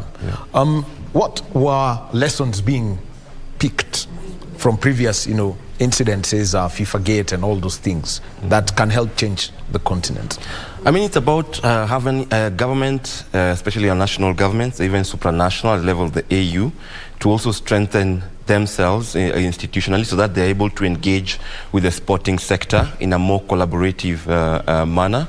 And also the importance of Africa building its own ecosystem, strengthening its own people, human capacity through a lot of education, so that when we go to the international level, we are able to negotiate how we interact with the IFs, for example. I think this is very important going forward in terms of developing the sports industry, not just football. So when we talked about having a judicial system for African sports, Kenya there is seen as a forerunner, because we are one of the few countries that has a sports dispute tribunal. Mm-hmm. Of course, things could always be improved there, but you look at across the continent, most of these countries don't have, and we are always depending on, for example, the Court of Arbitration of Sports, which is seated in Lausanne. It doesn't come cheap. It doesn't come cheap for us. So what does that mean? And once they make a decision, that's it? That's it. We have no recourse. But in one of the conversations, Farai Razano from Razano Attorneys in South Africa, he talked about having local tribunals in most of our countries, so that we can have that, if I can call, progressive approach to dispute resolution. We start at the local level, and if things, you can always escalate the same to the international bodies. Now, one of the things that comes up is, if you the judicial, how they want some of these things dealt with, is full accountability of these people who are inside there. You find that, for example, FIFA took away the independence of their judicial bodies, the ethics chambers. So the judicial, the investigative and judicial chambers of their ethics work. What were the stories being told? Do they want to go back to that, such that they're fully independent? I think at FIFA they have tried in terms of establishing these bodies as independent, but more could always be done at that level. I think something else that came out recently as well is that FIFA, for example, funds a big portion of the budget of CAS, okay. Which kind of people are questioning now the independence of this body as part of the judicial system. Actually, it has been a major cause for concern, because whoever pays the piper calls the tune. So those are some of the things I think FIFA is continuously working on. But at the same time, we cannot just wait for that. I think here in Africa, we have also talked about having our own Court of Arbitration for Sports for Africa. So how is that being implemented, or how can that be implemented so that we don't fall into the same holes that, for example, FIFA is finding itself trying to come out of? So we need to think from this point, as we are setting up, how do we really establish independent institutions to deal with issues in sports and football? Now, I'll give an example of the Sports Dispute Tribunal as set up in Kenya. Mm-hmm. If a decision is made by the SDT, ideally where you would go and appeal is CAS. So if you have an African court, how then would, for example, Kenya, which already has a set out path in terms of dispute resolution, how would you try get the African court come in between as an appellate court and CAS as a Supreme Court? Mm-hmm. Did those lawyers come up as they were speaking about that? Yes, this came up, and they were saying, let's start at a very local level. If we go to the SDT and it doesn't work, then let's find something within Africa still. And this also depends on the parties in dispute. I think we have had cases where, for example, I think it was Adel Amrucha in football had an issue with yes. FKF. Yes, that was through the FIFA. That went to FIFA, and then it was appealed and it went to CAS. And it became very expensive for the federation here to pay the compensation. But this is a dispute, for example, between two institutions or two individuals in Africa. How come we didn't have the opportunity to go to an African system that can kind of, first of all, lower the costs, quicken the process of settling the dispute, and at the end of the day, we also have something that is contextualized to the continent. Some of these figures that CAS, for example, proposes, you look at this figure, this is not even practical in the African context. $20,000, $25,000. Yeah, it's a strong amount of money that our federation is more or less left not being able to operate. The same money that, for example, comes from FIFA in terms of to be used for development programs ends up being paid to compensate somebody for a legal dispute. So we kind of just circling somewhere, unable to move, because we are stuck in an international legal framework that is not fit for the African continent, which impacts the business of the game on the continent.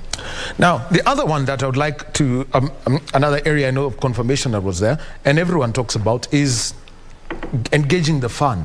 Where do we engage the fan? And how do we engage the fan? Because you need that person to pass to. I think when you talk about football specifically, or even sports, they say there's two important stakeholders. The critical one is the player, and then the fan. The rest of us are just there to make sure that that environment works for these two.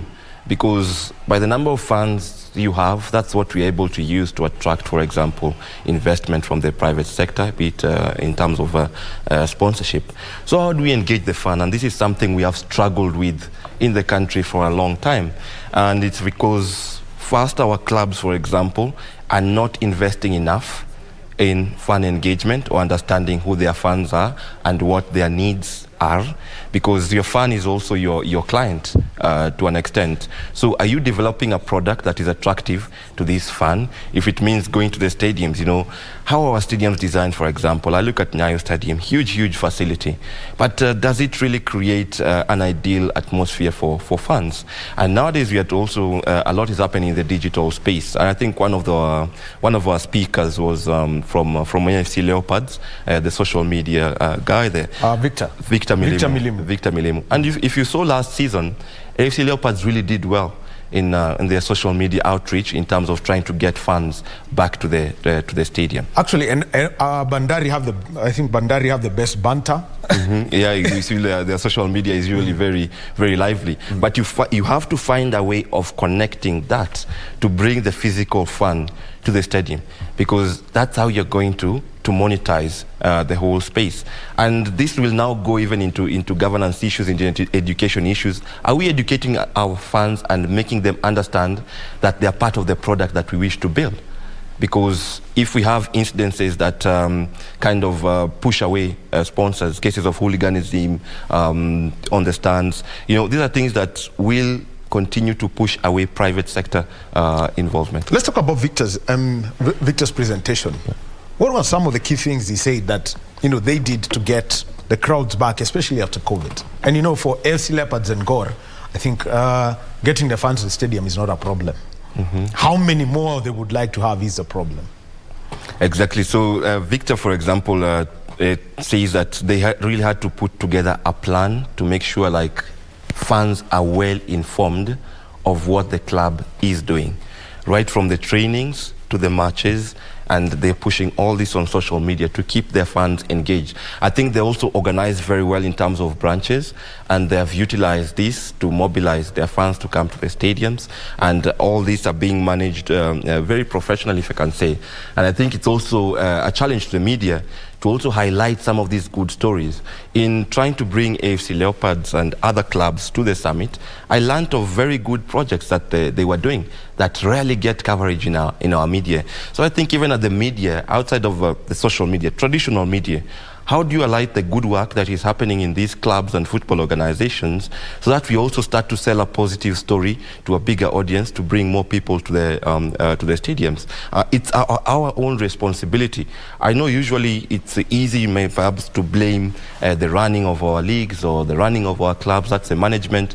But the media, for example, what role are we playing in terms of packaging our league to look good outside? You see now Tanzania is doing it very well. Are we learning from them? I mean, yesterday we couldn't speak. Tanzania, Morocco, true African derbies. And I have to say huge ones. Raja, Wydad, Simba, Yanga. And the noise is here. And we've got to talk about that. You mentioned about stadia and what the infrastructure. Can you talk about that? Because I also want to come into something that Bafo would be passionate about. What was being said about our stadia? Because there are two things. Are we building the stadia for the fun, or is it a playground with terraces? I think when it comes to stadia, and this is something we didn't touch much on stadia or infrastructure during this particular summit. I'm sure this conversation will come up in a future summit 2023 when we hold the second summit. But my idea around stadia has always been about sustainability. What kind of infrastructure are we building, and is it economically or socially sustainable? You talk about building for the fun. If you look at Nyayo, or even now we have a lot of county governments investing in huge stadia. We have Ulinzi Sports Complex that just came up recently. And you look at it and you wonder, is this really accessible to our fans, even to our communities, so that we have spaces that we can use throughout the week to drive revenues, but at the same time use them to sell our football. One of the companies that we have partnered recently with at the FFA, it's called Chendeleza. It's actually a startup based out of a mentorship program in Rwanda. And they're building sustainable infrastructure in communities. I think this is the direction we should take. Yes, we need the world-class stadia. Yes, we need big stadia. But to improve the business or the ecosystem of sports in the country, on the continent, we need improved facilities at the community level to serve the masses. And that's how we are going to develop football in Africa. Well, Bukhungu Stadium, it wouldn't be a problem to fill that up. Bomet Stadium, we're waiting for that. Kipkeino Stadium, we're waiting for that. Ruringo Stadium, tunangojea. Kamarin, still waiting for that. But let me talk about something that, KBC is associated with the World Cup. 2018, not a single African team, the 5 that went there, not one, made it to the knockout phase of the FIFA World Cup. And Tunisia's then coach actually said something that was profound. I have never forgotten what he said. Is that from what I have seen, we are about 12 years behind the rest of the world. I know Anthony Bafo would really want to speak about that part of developing the talent, such because revenue streams for clubs, for example, in Portugal, are through player transfers. English Premier League clubs spend a lot, but it's the clubs in Portugal and Holland that are making the money. Develop a player, moves from club A to club B, 300 million euros in revenue. What's being done about that? I think when you talk about what's being done about that,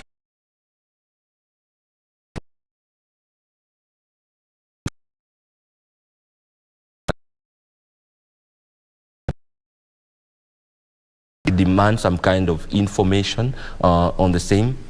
And as the implementation starts, how do we participate? Something else that comes up or comes to mind when you talk about talent, idea, and development. I think for a long time, Africa's talent development has been geared towards the European market. Which in my opinion is not necessarily the way we should go about it. We should think about how do we improve our own leagues. That's why we talked about strengthening Africa's football leagues. You look at a team like Senegal, for example, going to the World Cup with very high chances, for example, of making it to the quarterfinals.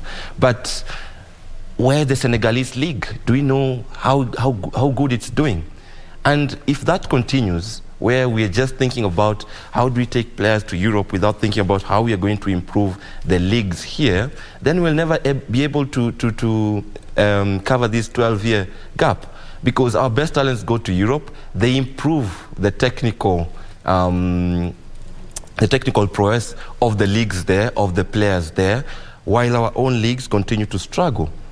So we need to come up with ways in which we can even encourage our players to stay longer on the continent, because this now goes into something else we discussed, the compensation that comes with the transfer of players. Actually, yeah, let me come to that, because it was, how would I describe it, from a presentation that Arsene Wenger made to CAF at their extraordinary congress, where they were discussing about or basically which was to give support to a proposed biennial World Cup. A player leaving Africa for the first time, 250, 300,000 euros. 3 years later, the next transfer.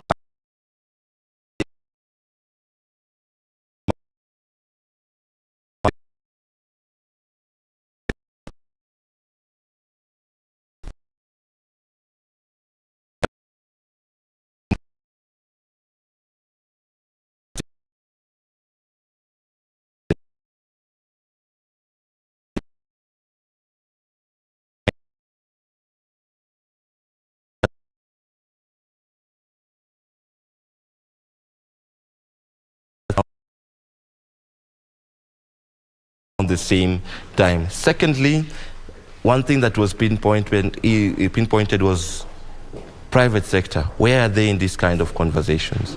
Government, where are they? Despite it being like a last-minute change to bring it to Nairobi, we expected private sector to take an interest, but you didn't have much coming from them. Another issue, of course, we've had is the transition of government. I think we had our CS who was vetted on Friday, so it was a bit difficult to engage government for this on this occasion. But still, there are ministry officials that are aware of what is happening, and they should become part of the conversation. So that going forward, we don't even have this kind of issue where the government is at loggerheads with the federation. We need a more collaborative environment to push sports, football on the continent to the next level. So those are some of the key takeaways that came out. And of course, we also have to, the international football community is very interested in Africa. They're willing to invest, but are we packaging ourselves so that the investment makes sense for them? Well, Brian Wesala, the Football Foundation for Africa, and it was about the Africa Football Business Summit, the inaugural one. Anthony Bafo, who's heading FIFA's development project. Now, I told you about what you see over here. 27 days to the FIFA World Cup. And Brian, I will not let you go without you saying which team you will be wishing to see make it through to the group stages at Qatar 2022. I think at this point I have to say Ghana, and I'm just selfish because of the support I got from Ghana for this inaugural Africa Football Business Summit. Having somebody like Anthony Bafo here, so I'll play Ghana. But I wish all the African teams success. I hope you can get at least 2 teams to the quarterfinals. That's my optimistic self this time round. I think it will be difficult to get to the semis, but 2026 probably. But for this one, if we get 2 teams to the quarterfinals, I'll be happy. Well, he's had it, and remember, KBC Channel 1 will be broadcasting all group phase matches involving Ghana, Senegal, and Cameroon. And we also got one involving Tunisia. So look out for that, 20th of November to the 18th of December on your True Sports partner. Well, time for me to leave. It's been a pleasure being with you here and also hosting Eric Ondieki, plus also the UoN Terrorists. Well, they're not criminals, it's a basketball team, but they've had that name for so long, even before they were being called, if you said, they wear that badge proudly. And they call themselves Terra. That's what they're known in the basketball circles. Thank you for being, Steve, Raphael, and Malcolm here with us this morning. And on behalf of the team that put this together, I want to say thank you. And you, the viewer, thank you for being with us. Next, Kurunzi Mashinani with Zainab Said. And this is to be followed by Tamrini, our Swahili interview program. Have a good day.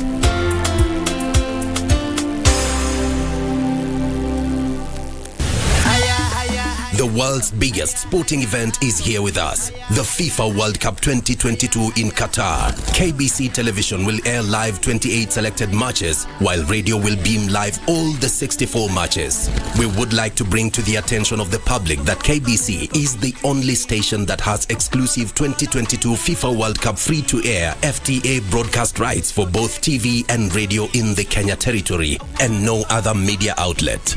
Therefore, catch all the FIFA World Cup action live and exclusive on KBC TV and radio. KBC is indeed your true sports partner.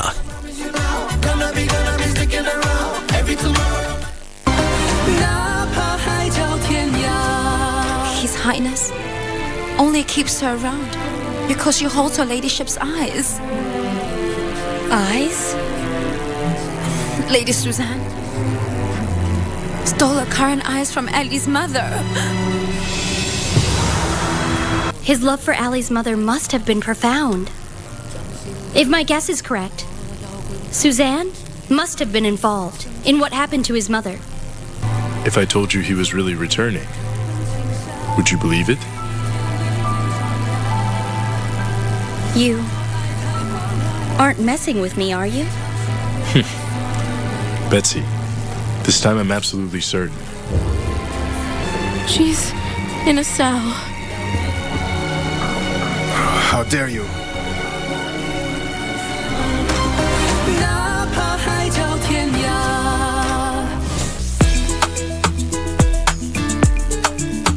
Saini saa ngapi? Sina saa. Woi! Hii unakaa kama fambaya. Si unajua mkaka ako na mechanical problems. Wewe usiingize huko ndani. Karibu nipate nini? Cesarean stroke kwa roho.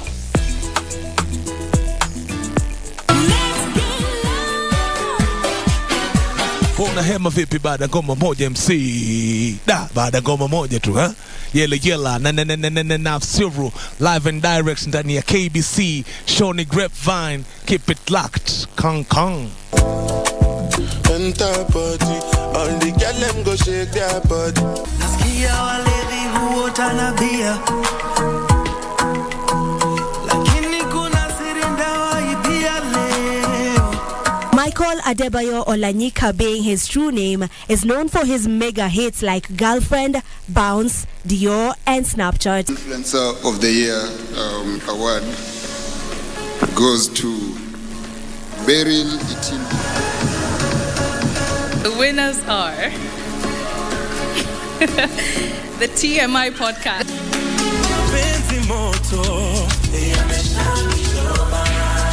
I never used to believe in love.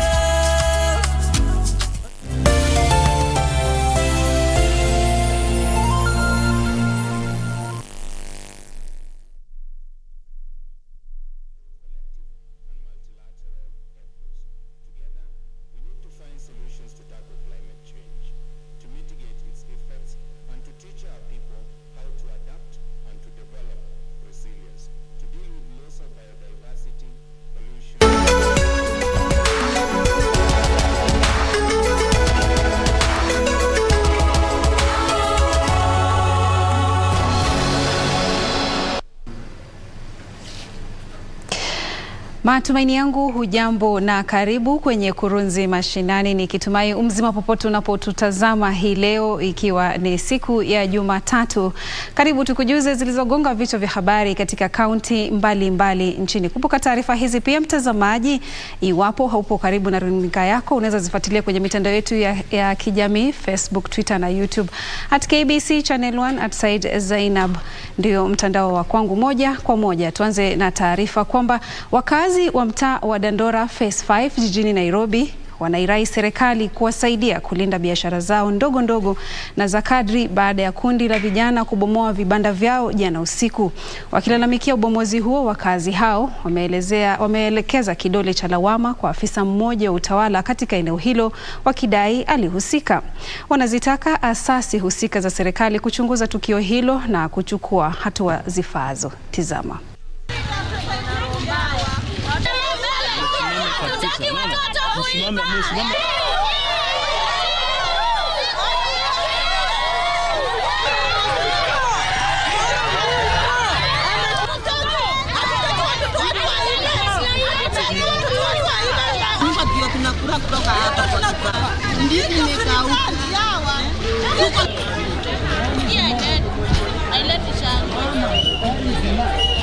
Asubuhi huyu mama yo akanipigia simu akaniambia huyu vibanda imepomolewa. Kuingia hapa ndio nikapata hakuna. Tangu asubuhi hatuchauza. Na hapa ndio ninatoanga school fees, ndio ninalipa nyumba, watoto wanaenda shule, chakula ni hapa. Sasa ndio tumeshinda. Sisi ni mama mboga Asora. Alafu tunataka mtusaidie. Tunaenda wapi? Sina bwana, sina kazi yote. Kazi yangu tu ni kuuza hapa kwa parapara. Nachoma mahindi, nauza njuku karanga, nauza maembe na avocado. Sasa hata sina pesa ya kuuza. Na wanakuja wanatuambia leo tutaangusha hizi vipanda chini, mjipange. Wanatuumiza. Huku ndio bottom up ilianza wamama wa mboga. Inastahili tukanyage chini kama wamama. Tusinyanyaswe. Tutoke nje. Sasa tumekuja kubomolewa vibanda na hizi vibanda zimetusaidia sana kutoka 2015 tukiwa hapa. Wengi wetu tumetegemea hizi vibanda kama school fees, nyumba, kulipa rent. Si ni hasa la tu mboga. Hii nini tunatuma kwa Ruto atusaidie. Watu wa kanisa ndio walikuja watutaki hapa. Sasa tutafanya aje? Yeye ndio watufaa tuombe tupate pesa vile tunaendelea na watoto shule. Na sasa hii ni maisha gani yawa? Maisha gani? Mtazamaji, tukiondoka Dandora ni kupeleke katika eneo la Gigiri hapa Nairobi, ambapo Umoja wa Mataifa unaendeleza tuzo ambalo linatuza watu ambao wameafikia mambo kadhaa katika jamii. Na mwenzangu Timothy Kipnusu yuko eneo hilo. Hebu nimpishe tu atupashe ni yapi yanayoendelea eneo hilo. In other words, we make our farmers know why they are producing this food. We make these farmers know that it is only safe, adequate, nutritious, and culturally food that they should feed on. Number two, I will be talking of the challenge of climate change and its effects. Much of other speakers have taken time to talk on that. Maybe I will be brief on that so much. Number three will be the climate smart agriculture technologies and innovations that we see as the only sure bet for we have the big element in the house. That is climate change and its effect. I will also talk about partnership. I will briefly talk on research and development.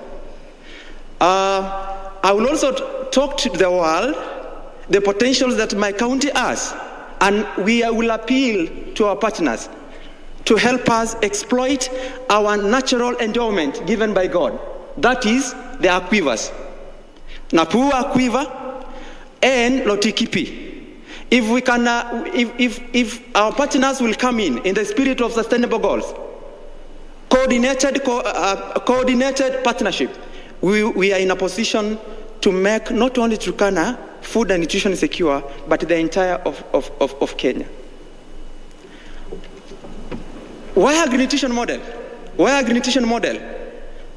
Persistent acute malnutrition is part and parcel of my community. Whenever you mention Turkana, you will always talk of undernutrition, micronutrient deficiencies. So that is the reasoning. We want now to focus food production at the household level and ensuring that the people who are producing this food are utilizing the food. Research has demonstrated that they produce, feed the world, but then they forget themselves. They sell everything, and as a result, malnutrition cases are reported in this household. Why climate smart technologies and innovations? They are water efficient. They are water efficient, and therefore, for a county like Turkana, with the scarcity of water, that is our feature. The feature of dryland agriculture is climate smart innovations and technologies. Research has been making us make informed decisions, and therefore there is a need for us. I am appealing to all of us. There is a need for us to invest in human capital, that is through research and development, and for committed youth like me to have time to have more engagement in research.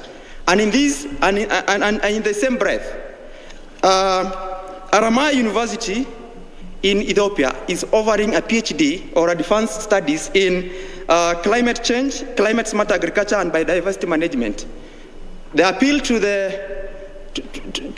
the leadership of this UN Day is, if I can be given an opportunity to, in the words of Nelson Mandela, it's only education that can change the society, and therefore the investment that can be done to youth, the future is the youth, and therefore I wish that we invest in the youth. And therefore my appeal is, I have already a concept on the same, and you understand, for you to go for an advanced studies, you need to be good at pocket-wise. So I am open to the idea that if there is a person who will support that one, because that is the only way we can inform which some of these climate smart agriculture innovations and technologies can suit the likes of the arid and semi-arid lands of Kenya, Turkana being included. Let me conclude by saying that I want, from the bottom of my heart, I'm privileged and humbled to stand before you, and more so to thank the WFP, that is the World Food Program, for finding time to nominate me for this award of this year. It is indeed, yes, the partnership that can change the face of Turkana. You understand that Sustainable Goal Development number 17 on coordinated partnership for the goals. And therefore, from the bottom of my heart, thank you so much, World Food Program, for giving me such a kind, for nominating me for this award. I never expected this, but thank you so much from the bottom of my heart. Having said so, there is something that I need to say finally. Finally, we can only be food and nutrition secure, not only Kenya, but not only Turkana, but the entire Kenya, if we can make our agri-food systems resilient and a narrowed view of food as a human right, a common and a public good. Thank you so much for listening. Thank you so much, sir, for giving me all the time to say. Thank you, sir.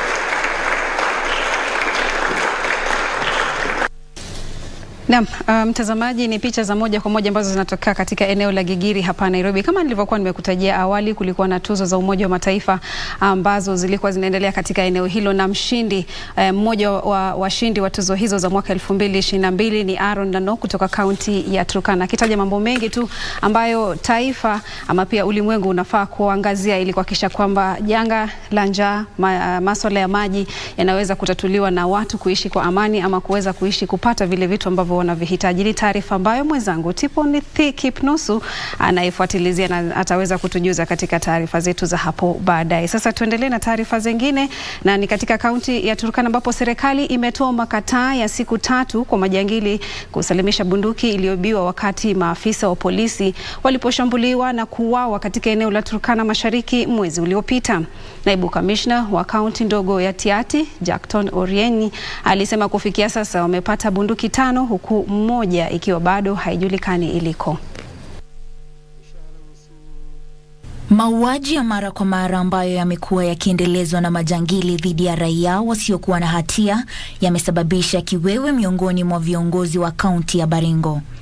Kisa cha hivi majuzi ambapo watu 11 wakiwemo maafisa 8 wa polisi waliuawa mwezi uliopita kilisababisha kuanzishwa kwa operesheni ya kutoa silaha zote zinazomilikiwa kiharamu na raia katika eneo hilo. Viongozi wa kaunti ya Baringo walisifia operesheni hiyo wakisema utulivu umeanza kurejea katika baadhi ya sehemu hizo. The bandit is amongst us. The bandit has a name. The bandit has a father, a mother, a brother. It's high time to call your son a bandit, and it's high time to present this person to the government. It's high time for justice to prevail. We take full responsibility of everything that is happening in Tiati. We have to change the mindset. Until we change the mindset, that is the only way that we are going to achieve peace.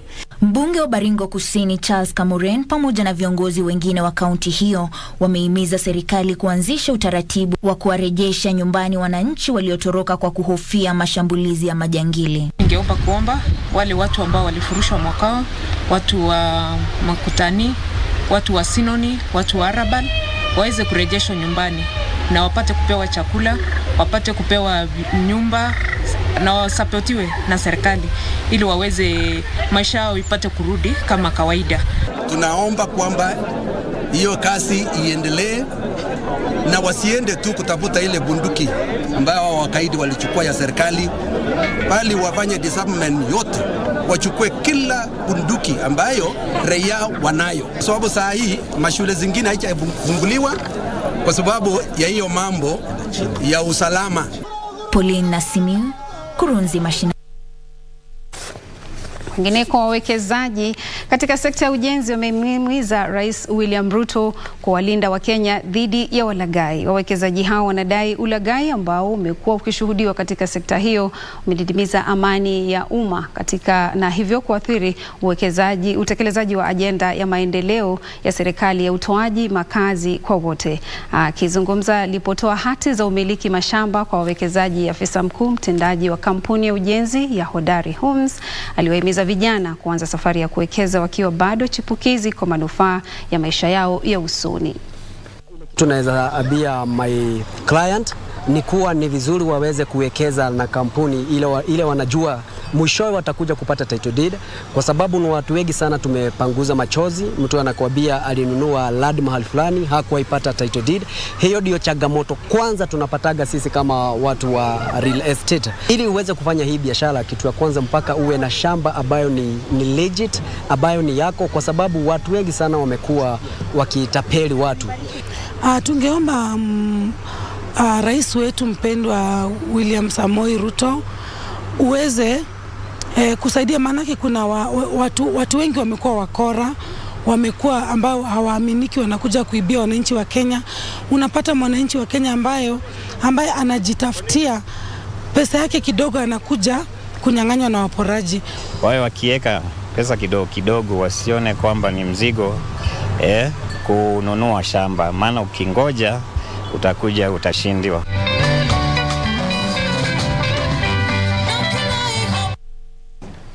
Na sasa katika taarifa ya kutatiza, ambapo zaidi ya wanafunzi 100 wa shule ya upili ya wasichana ya Kaplong, kaunti ya Bomet, wamelazwa katika hospitali ya kimisheni ya Kaplong baada ya kujeruhiwa wakati wa kisa cha moto uliozuka shuleni humo siku ya Jumamosi. Moto huo ulidaiwa kusababishwa na hitilafu ya umeme katika nyumba ya mwalimu mmoja na kuenea katika majengo mengine. Kwa mujibu wa afisa mkuu wa matibabu katika hospitali ya misheni ya Kaplong, Stanley Kiplangat, wengi wa wasichana waliopelekwa hospitalini humo walipata mshtuko kufuatia kisa hicho. Most of them were just hysterical because of the anxiety of the issue that happened. So they were in shock. We were able to admit them overnight for observation. Wananchi wakishirikiana na kitengo cha kukabiliana na majanga na walimu wa shule walifaulu kudhibiti moto huo.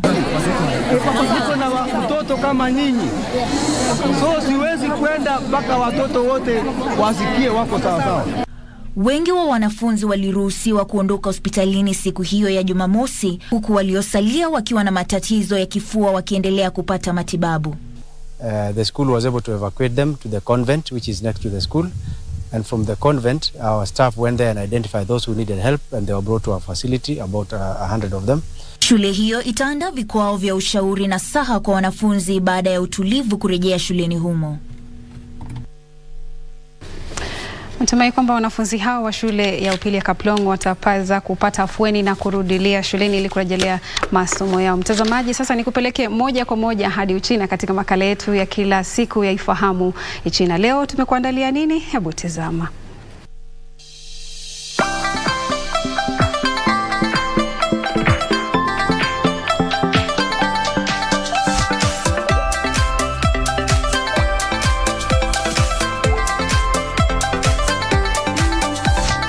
Ujambo na karibu katika kipindi cha Ifahamu China. Mimi ni Zakia Peng. Kila ifikapo siku ya taifa, Wachina wengi wanakwenda kutalii katika sehemu mbalimbali nchini, kwani wana siku 7 za mapumziko. Mwaka huu, Wizara ya Utamaduni na Utalii ya China imesema China ilishuhudia jumla ya safari za ndani milioni 422 wakati wa likizo ya siku 7. Wakati wa wiki ya mapumziko inayoishia Ijumaa, jumla ya maeneo zaidi ya 10,000 yenye mandhari ya kiwango cha A yalikuwa wazi kwa umma, yakichukua 75% ya maeneo yote ya vivutio yaliyo katika kiwango sawa nchini kote. Watu waliweza pia kuchagua kutoka njia 12 za utalii wa michezo na 128. Vituo vya kitamaduni katika ngazi zote nchi nzima vilipanga shughuli zaidi ya 13,000. kwa muda wa siku 7 zilizohusisha zaidi ya watu milioni 59.27 kwa jumla. Kuanzia Jumamosi iliyopita hadi Ijumaa, sekta ya usafirishaji ilifanya kazi vizuri kwa ujumla, lakini ulinganisho wa mwaka baada ya mwaka unaonyesha kuwa idadi ya abiria waliosafiri kote nchini ilipungua kiasi. Sekta ya usafiri wa reli, barabara kuu, majini na anga za China zinakadiriwa kuhudumia jumla ya safari za abiria milioni 2.55, huku wastani wa kila siku wa safari za abiria ukiwa milioni 36.5, ukipungua kwa asilimia 36.4 ikilinganishwa na mwaka jana. Sekta ya usafiri wa barabara kuu inakadiriwa kuhudumia safari za abiria milioni takriban 200 kwa jumla.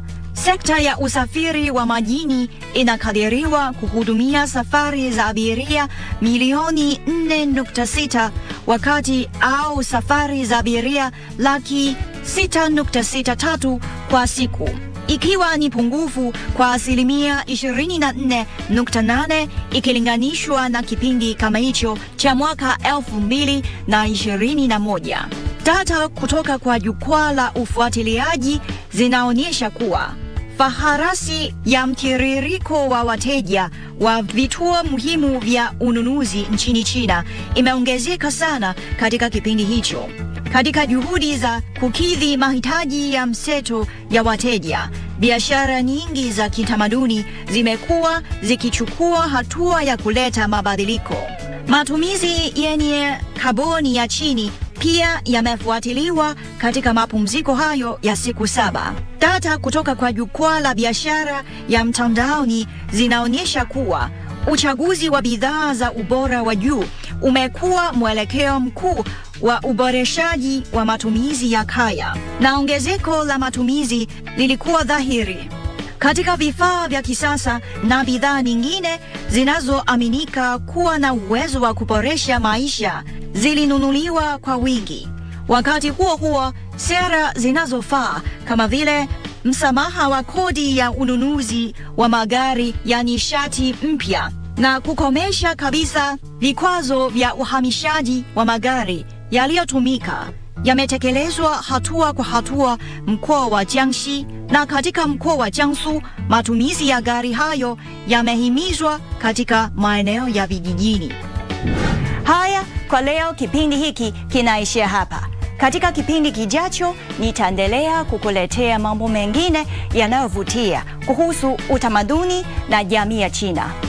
Asante kwa kuwa nami. Mimi ni Zakia. Na mtazamaji, kila siku nakwambia mambo kama haya huyapati kwingine. Kufahamu mawili matatu kuhusiana na Uchina ni hapa hapa ndani ya KBC Channel 1, kipindi ikiwa ni Fahamu Uchina. Hapo kesho pia utapata fursa nyingine ya kujua mawili matatu kuhusu taifa hilo katika taarifa za Kurunzi Mashinani. Kufikia hapa mimi sina la ziada, naona zimekatika dakika 22 baada ya saa 6.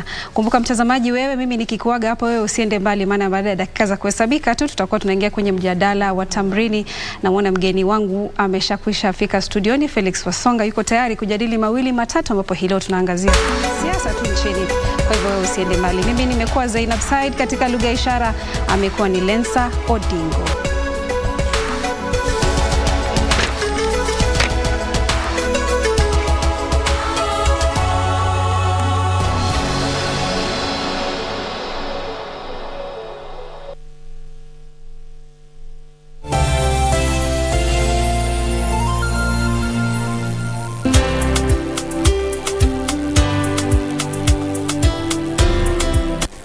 Do you have a news story to share with KBC? Get in touch swiftly on email news@kbc.co.ke or call 0723-892-654 or 0734-780-124.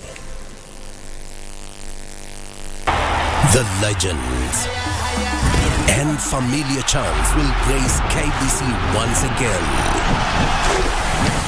Don't miss the FIFA World Cup Qatar 2022, where 28 exclusive matches will air on KBC Channel 1 and 64 matches will be live on KBC. For KBC, your true sports partner.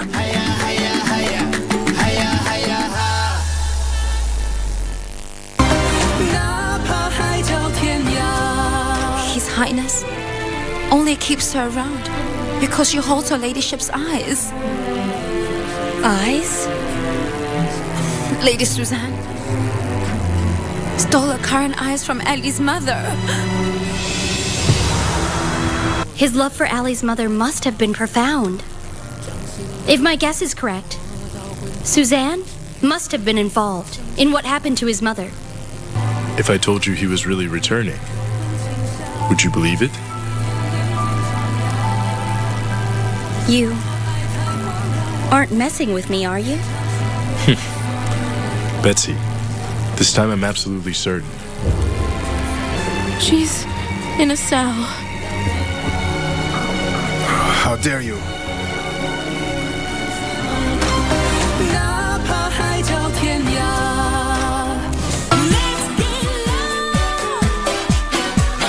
Hema vipi baada ngoma moja MC baada ngoma moja tu yela na Suru live and direct ndani ya KBC Shoni Grapevine. Keep it locked. Kong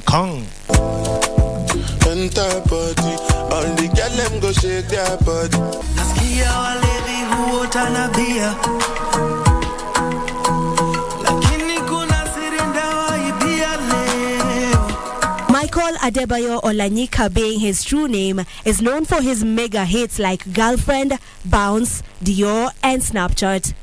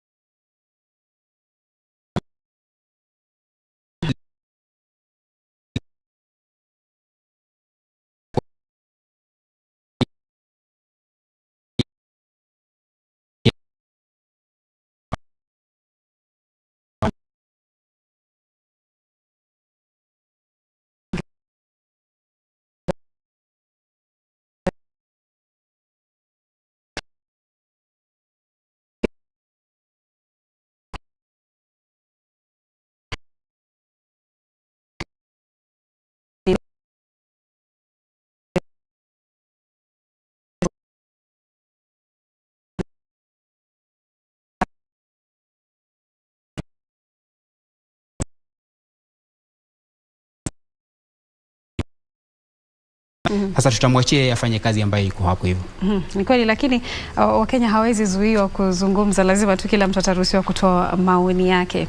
Lakini tusalie tu katika hiyo afisi ya idara ya usalama wa ndani na pia hiyo ya DCI. Tetezi hizi kwamba maafisa hao wanahusika katika pengine mauaji ya kiolela, ni maafisa wa afya ambao maafisa wa usalama ambao wanahudumia taifa la Kenya, na katika taifa hili tunaamini kwamba ipo katiba ambayo inatuongoza katika kufanya mambo mengi tu. Je, maafisa hawa utepetevu unatokea wapi? Je, kuna mianya ambayo inapelekea maafisa hawa hata kama ni shutuma ndio wanasema kwamba wanashutumiwa kuhusika katika mauaji ya kiolela? Je, upo mwanya ama tatizo linatokea wapi kwa mtazamo wako tu pengine? Kwanza yafaa Wakenya wajue kwamba maafisa hawa usalama si vijana wa kazi ya polisi, si kazi ya vijana mtaani. Hawa ni majamaa ambao kwa kimombo wanasema ni disciplined forces. Hakuna afisa ambaye anaweza toka afisini akaenda kule sokoni na kuanza kutekeleza ama kushika doria bila amri ya viongozi wake, wale makamanda wake. Kwa hivyo sidhani kabisa maafisa hawa ambao wanashikwa wa chini hawa wana shida. Shida ni kule ndani katika uongozi wa idara hii ya usalama. Na naamini kwamba wakati Rais William Ruto anamteua kama Amin huyu na viongozi wengine kurekebisha, kufanya kwa kimombo tunasema reshuffling katika afisi hiyo, ni njia moja ya kuhakikisha kwamba mambo yale ambayo wanashutumiwa wamekuwa wakifanya kwa siku za hapa awali hayataendelea. Lakini pia utagundua kwamba maafisa hawa wana ugumu wao wa kufanya kazi yao ya polisi hii. Utapata kuna kasumba katika jamii kwamba maafisa ni watu wafisadi, maafisa ni watu ambao ni watu kama hayawani ama wasema vipi. Lakini utagundua kwamba hawa watu pia wanafanya kazi katika mazingira ambaye ni magumu sana, na itabidi tuwapatie nafasi kama wananchi wafanye kazi yao. Lakini pia tuna mahakama. Wakati ambapo tunafikiria kwamba kuna maafisa ambao wamefanya maneno ambayo si ya kihalali, maafisa hawa wanaweza shitakiwa kule katika mahakama, na mahakama ikiwapata na makosa haya, basi mahakama itachukulia mambo ambayo yatahitajika kufanyiwa maafisa hawa pia. Lakini kijeshi ndio naamini kuna kangaroo court. Lakini mahakama tutawaachia maafisa wa polisi, wanaelewa siasa, wanaelewa usalama na wanaita vipi kwa Kiswahili, law, wanaita vipi, wanaelewa na wanafunzwa kule katika chuo chao cha kufunza usalama na mambo ya polisi. Kwa hivyo naamini hata Rais William Ruto apatie idara ambazo wanasema independent institutions, awapatie uhuru wao wafanye kazi yao. Kama kuna shida katika DCI, basi aache wale ambao wanapatiwa kazi ya prosecution wafanye, koti pia ifanye kazi yake, na wale ambao watapatikana hatia basi waweze kuchukuliwa hatua. Bila shaka swala la mauaji ya kiolela na polisi ni jambo ambalo ni telezi katika vinywa vya wengi, ama ni ambalo linaibua hisia tofauti tu katika Wakenya na pia katika idara hiyo ya usalama na asasi mbalimbali. Turejelee siasa kidogo tu.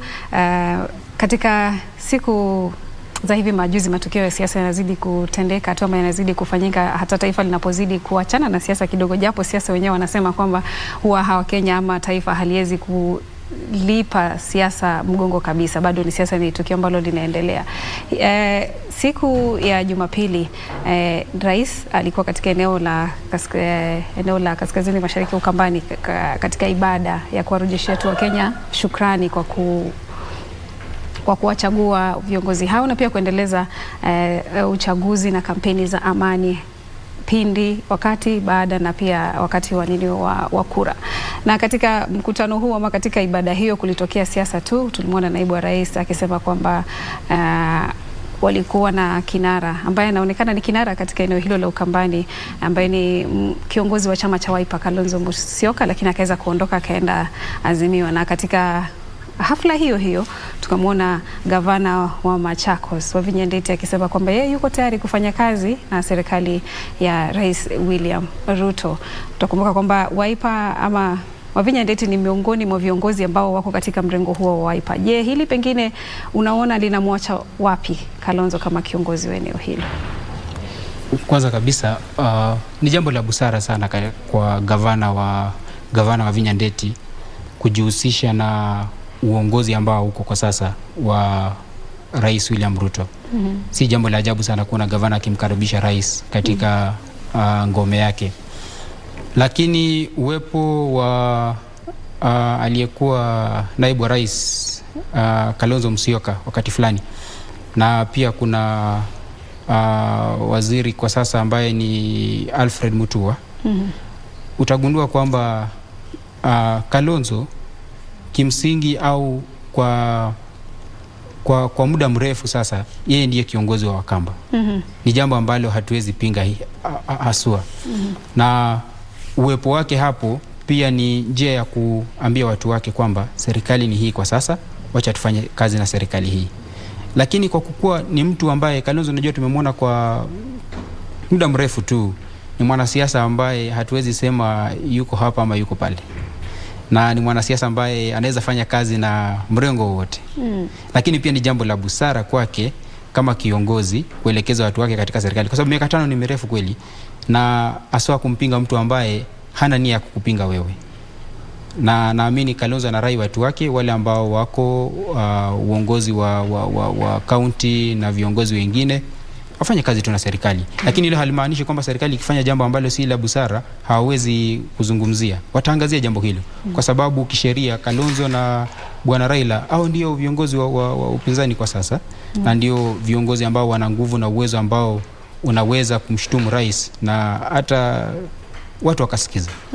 Kwa hivyo sioni ugumu sana ama ubaya Kalonzo kujihusisha na rais na kuhusuria kutembea na kuenda katika hafla za kitaifa kama tumeona hapo awali.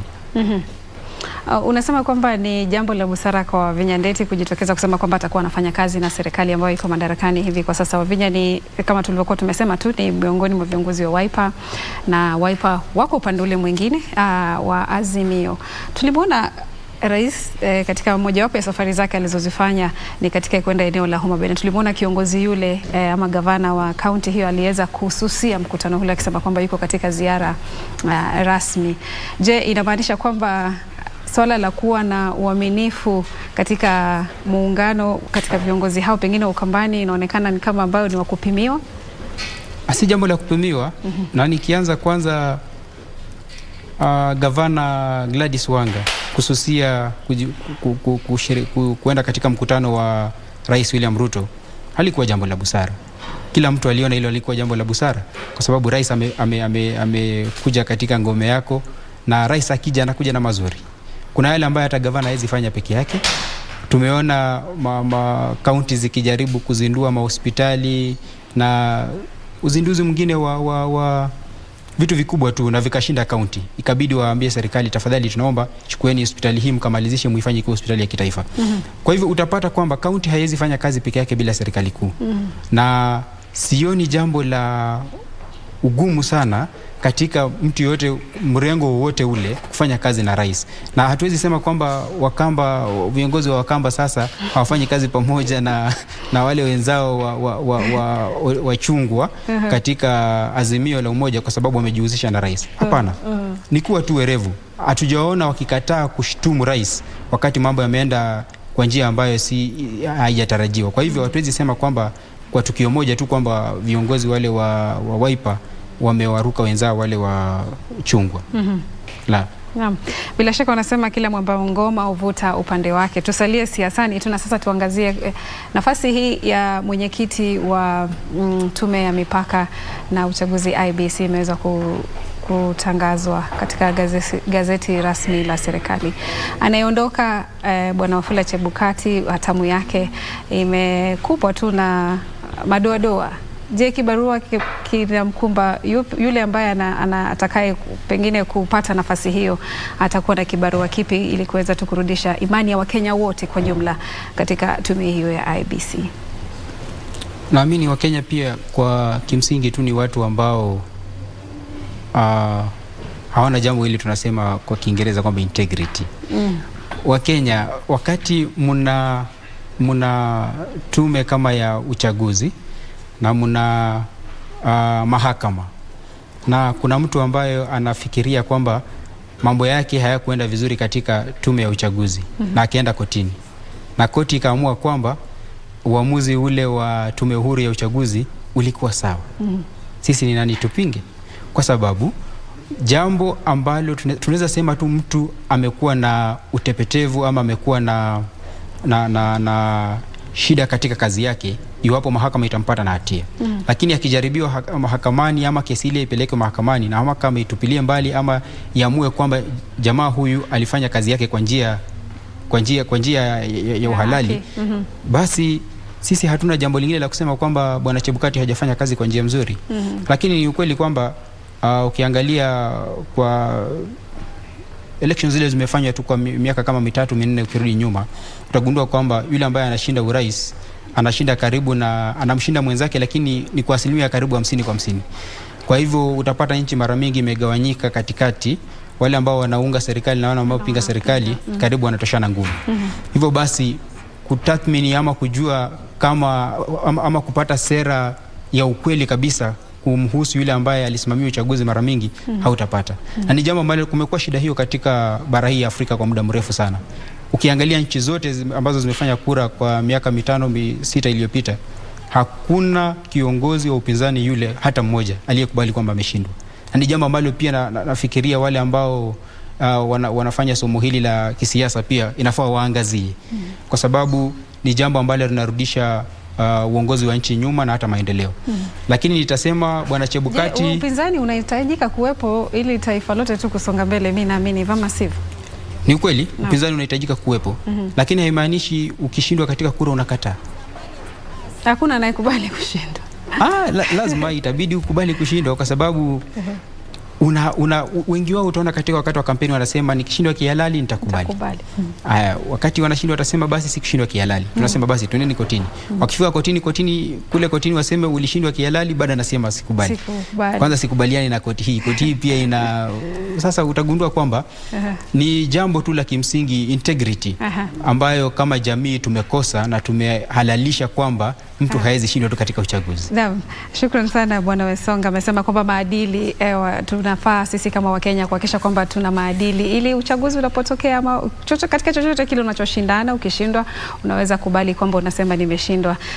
Bila shaka ni mtihani mkubwa hapo, lakini tunaamini kwamba mambo yatakuwa hivyo katika siku za usoni. Umekuwa ni mjadala wa Tamrini hii leo. Studioni nilikuwa na mchanganuzi wa siasa Bwana Felix Wesonga. Ametusaidia tu kufafanua mambo mengi tu ikiwemo teuzi mbalimbali ambazo zimefanywa katika siku za hivi majuzi, hata serikali ya 5 inapozidi kujiandaa ili kujipanga na kuingia ofisini kuwahudumia Wakenya. Na mimi nasema shukrani sana kwako wewe mtazamaji kwa kutazama kuanzia mwanzoni hadi hivi sasa.